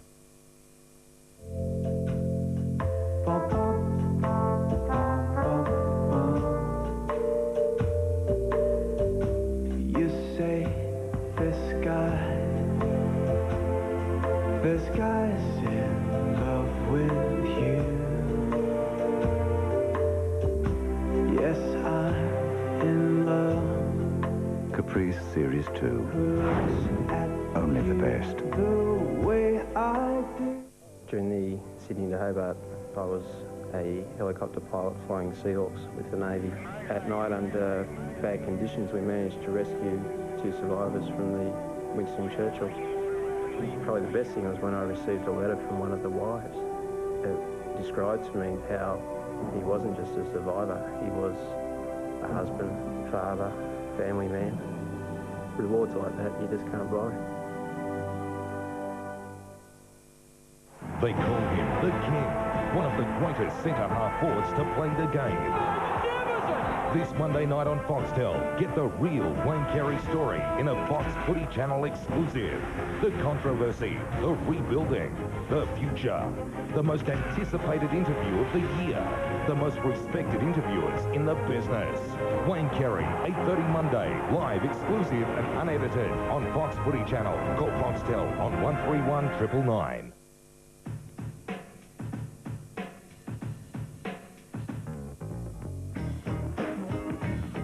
If you don't tell anyone, how would they know? Goodwill makes fashion sense. If you want to watch the footy on a huge 80cm LG TV with a surround sound DVD stereo system like this, call me now on 131166. And every time you order delivery, you're in with a chance to win one of 50. Be quick! You've just talked to your old flame in America. Half-hour calls to the USA are only $2.50 with Primus Telecom. He wonders what you look like now. Email him a picture of Kylie Minogue. iPrimus gives you unlimited hours and downloads for only $24.95 a month. Call Primus Telecom on 1300 85 0000. Primus Telecom, delivering the real value of communication. Sunday night at the movies. You're a keen surfer? I haven't actually been surfing yet, but I'm keen to go. Comedy sensation Tim Owen leads a homegrown cast in a side-splitting movie premiere. That's the first kangaroo we've seen, and you've killed it. You're bloody dirty Irish! The government wants them out. The bad guys want them dead, and all they want is a good time. We didn't provoke him. No, we didn't provoke him. No. Oh, maybe we did. Oh, yes, we did. These guys are good. For the first outrageous time, The Crack, 8:30 tonight on 9. Yes, welcome back to AFL Sunday at the MCG. It's the Tigers by 7 points at quarter time. The Demons certainly with a bit of catching up to do in the second term. Here's the highlights. Left foot off the toe. Stafford leads out. couldn't control the hard bouncing ball. Picked up in the end by Lamb. Out wide the Demons. To the north side, Uze marks. Uze in front of the smoker stand finds Liancelli on centre wing. This is a bit more promising for Melbourne. Bit of speed required. Beautiful long raking kick up towards Neitz. It's over his head, almost too good. Got to the front and cleaned up Gasper and will line up from 15 metres out. A sensational mark from David Neitz, his third contested mark of the afternoon. He comes in and kicks his third goal. Melbourne back within a point.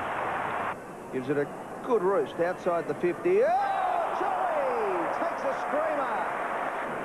Whelan now with the forward kick. Neitz on the march. Gasper did well. Brought to ground. Ground level fight. Neitz recovery good. Johnston tackle. Robinson produced a bursting ball and run. Kicked his second, Robinson. Richardson right on the boundary line. 50 metres out. Stafford. Punch away good. Roden! Hand to boot with ball incredibly quickly. Got his first. Sensational goal. Well, that is the classic play that I think a lot of Richmond people would have been crying out for a long time. Richo on the lead and then kick it in long. Crumb it. He kicked that in the air still. Yep. Yeah, fantastic. He's been already in the highlight reel with one of the goals of the year. That is a beauty. Have a look at this. Jumps. Awareness and... Oh, good stuff. Fantastic. Hang time. Ball out wide, Wheatley. Ward under pressure. Newman knocked him off the ball, did well to keep it in. Rogers has kept the ball alive. Whelan, good fly, last line of defence. Good strong mark here. They've got players breaking left, right and centre. Inside 2 minutes left in the quarter. Chance for Melbourne now through Broadbridge. He's got the ball. Going to get run down. It's like being at the wrestling when the referee doesn't know where the bloke's getting hit from behind on the turnbuckle there at the moment. Here's a chance for Neitz. He's been supreme. Over to Liancelli. Wants to get a shot at goal. Vardy out to Woden. He can run at the ball if he can pick it up. Now he goes goalward, and the kick might still come up. Robertson, the opportunist, gets the goal. He's third. Demons by a point. Robertson has 3. 2 in this quarter. Just over a minute remaining. Good contest at the G. In the middle of the ground, Anthony McDonald back in the side after a couple of games for Sandringham. Fiora flowing through the middle. Kick was iffy, but found the target in Roden.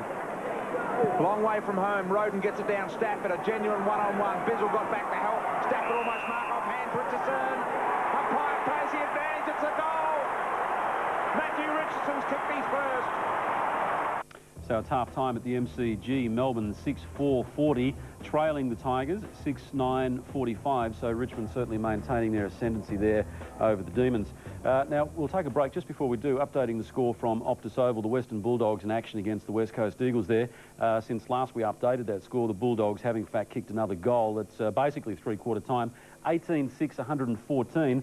Doing it reasonably well over the Eagles, 13-6, 84. And, of course, plenty of highlights from that game later in AFL Sunday. OK, we will take a break. When we come back, it's the second half, Melbourne versus Richmond from the MCG. Stay with us.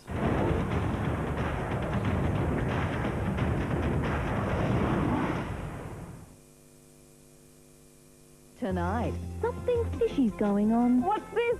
Wrong. Busted. The couples who've broken the rules. Oh, I thought you couldn't surprise me. Just what had they done? Oh, dear. Don't change the subject. And what were they thinking? Then at 7 o'clock with help like this. Hold on. You've got to take the cover off the blade. Who needs professionals? So the bench top in the kitchen matches the third room up the hallway. It's a makeover massacre. Changing rooms followed by location tonight on 9.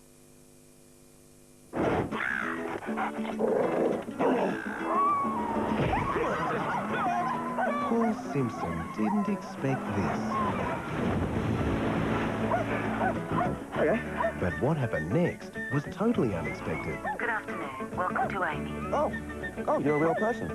When you call Amy, you'll speak to a real person, not a computer. You're having fun, aren't you? Lucky yours, Amy. Thanks, Barnsey. No worries. And why don't you sing it? Some people always want more. Get more from the original. KFC's original bacon and cheese fillet burger. 11 herbs and spices plus bacon and cheese. Nothing beats the original. Police emergency. Yes, it's my shed. Someone's broken the lock and ripped off some of my tools and other stuff. Is anyone in the shed now? Probably happened over the weekend. A moment's thought before dialing can make a world of difference for you and others. Think first, then dial. At Officeworks, upgrade your technology and save. Save $50 on this Canon color printer. Save $100 on this Kodak digital camera. And this Hewlett-Packard OfficeJet was $4.99, now $3.99. Upgrade your technology and save now at Officeworks. This Father's Day at Repco, we've got it all for Dad. You could win Dad the ultimate big boy's toy, a CV8 Monaro, simply by purchasing any 5-litre Pennzoil product before September 30. Or grab Dad this great new MP3 CD player with bonus song disc for only $299. This projector portable jump starter is just $149. And this 2-horsepower air compressor with bonus 5-piece kit is only $229. Call 133 227 for your nearest Repco store.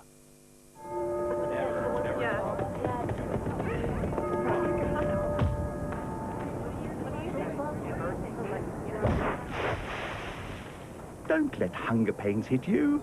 You play the race. Today's world needs the long life power of Duracell. Long life means more flashes. Long life means more to enjoy. And now, Duracell and the Footy Show are giving you the chance to win 2 10-year long life memberships of your favourite footy club. Call the number on your screen now to register. Lines close midnight Monday, and winners will be announced on Thursday's Footy Show. Duracell, the long life battery that lasts and lasts and lasts. Thursday, get away from winter's cold embrace. Get away to the sun. Welcome to our South Pacific special.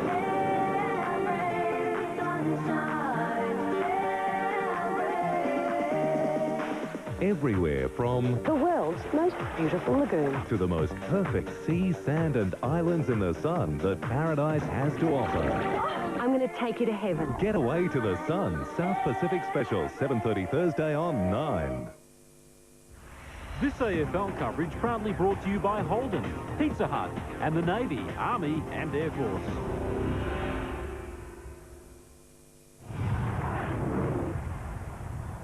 Welcome back to AFL Sunday, our feature match this afternoon, Melbourne versus Richmond from the MCG. At half-time, it's the Tigers by 5 points.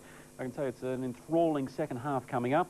Our callers today, Eddie Maguire, Brian Taylor, and special comments from Gary Lyon and former Swans coach Rodney Eade. We pick up play now at the start of the third quarter. Richmond by 5 points, starting the second half. Melbourne and Richmond. Ottens immediately out of the middle. Paul Lamb did well, used his body brilliantly. Whelan, a little short give out wide, found Wheatley. High ball Johnston, and a free kick going Travis Johnston's way. Hasn't had a heap of it today. It's 5 touches, in fact, Brian, and 9 to his tag at Duncan Callaway, so that is a good result for Richmond. So free kick going Travis Johnston's way on the centre wing. Starting to get a little cloudy and a little dark here. I think rain probably won't reach us before the end of the game, but certainly got a lot cooler during the half-time break. Vardy able to play on. Bowden now stands the mark. Driving kick inside attacking 50. Neats, dangerous first half. Committed the body there, Walsh. Out of the hands of Richardson, Fiora. Coughlin working back. Did it nicely. Handball. Ottens, where do I go? Oops, straight into the wall. Must get rid of it, Bradley. Snapshot of goal. May have been Bizzle. Yep. And a minor score. Would have been lucky the umpire had his... Brad Ottens had his back to the umpire on that occasion. It was an unusual way to dispose of the footy, I've got to say. Campbell from full back. Strong punch from Woden into the beloved Melbourne members, and we'll have a throw-in in front of the smokers stand at the MCG. Richmond by 4 points. We've played a minute and a half in the third term. Ottens from an ordinary throw-in got the tap. Ward handballs off to Uze. That's his first handball of the day, Adam Uze. 15 kicks and now a handball. Throw in. I think it's interesting there, Ed, that White's dropped back and they're letting Robertson do the ruck work against Brad Ottens here. Umpire gives it a decent throw in this time, and as a result Ottens goes up, grabs the ball out of the ruck. He handballed it backwards. It was Bowden on hands and knees. He went to ground a bit too quickly, and we'll have another bounce. It's where you want pure clearance in this situation, isn't it? It's where they've got to work themselves out. This is where on-field leadership comes into it as well. You can't allow two men up. Woden was the second jumper on that occasion. If they work this well enough, they should get a pure clearance here. So Wheatley comes across now, stands in front of Ottens, and up they go. Ottens got the tap. Robertson tried to climb over the top of him, close to the boundary line. Godfrey kept it in. It's Zantuck. That was Bowden in front who got it across, and Campbell is crunched, and we'll have a bounce. A bit of a rib tickler there, Brian. It's sneaky, wasn't it? Yeah. Campbell playing at half-back. Remember this this corresponding game in the first round, he had something like 17 possessions in the last quarter alone, Wayne Campbell, across half-back against Melbourne. Great look at it there as Wheatley got a fist to it. This is exactly the way the game started. In this sort of format, close in, ball, not finding a lot of space. And it is the way we're starting the second half, with the Tigers in front by 4 points. And there's the bench for Richmond. Leon Cameron. He's gone off his game a little bit this year after giving a great year for the Tigers last year. Hall, this way, that way, out of trouble. Handball picked up Andrew Callaway. Chaffey. They're out of the loop here, the Tigers, with space now. Gaster. And the foot skills. Not what you'd require. As Richardson runs out and meets the ball. Got rid of it, Bruce wore him down. It was a great effort in the end by Cameron Bruce. Yeah, the kick out of defence from Gasper. Sort of shinned it out as Bruce gets it across now to White. White at half-back flank. Handball over the top to Lamb. Runs to centre wing. This time he kicks to the forward 50. Tawney from behind. Got the fist for Richmond. Uze just ran over the top of the ball. Robertson was crunched from behind by Rogers. Ball spills out to Chaffey, who's been good. To Kellaway, who also has been good. Needs to find somebody with the disposal. Back to Zantuck. Finally to Campbell. Campbell's kick was a good one. Bowden. Now they can go forward. Nothing on at the moment, Ed, up forward at all. Nothing at all. Fiora gives a lead. The kick will need to be good. Out in front, and it is. And Fiora takes the mark. It was the only place that Fiora could run to, and Clint Bizzle let him get there. And Bizzle, though, grabbed him, and that's gone. Redeemed himself. He had to. So Bizzle has the last laugh. From half-back, trailing by 4 points, the Demons. Robinson got the sit on Duncan Callaway. Brought the ball to the ground, he infringed in doing so. The advantage has been paid here, and rightly so. As the Tigers, Pettifer bringing the ball forward. Ball out wide. Soccer off the ground, Callaway. Richardson in front, Bruce nudges him forward. Stafford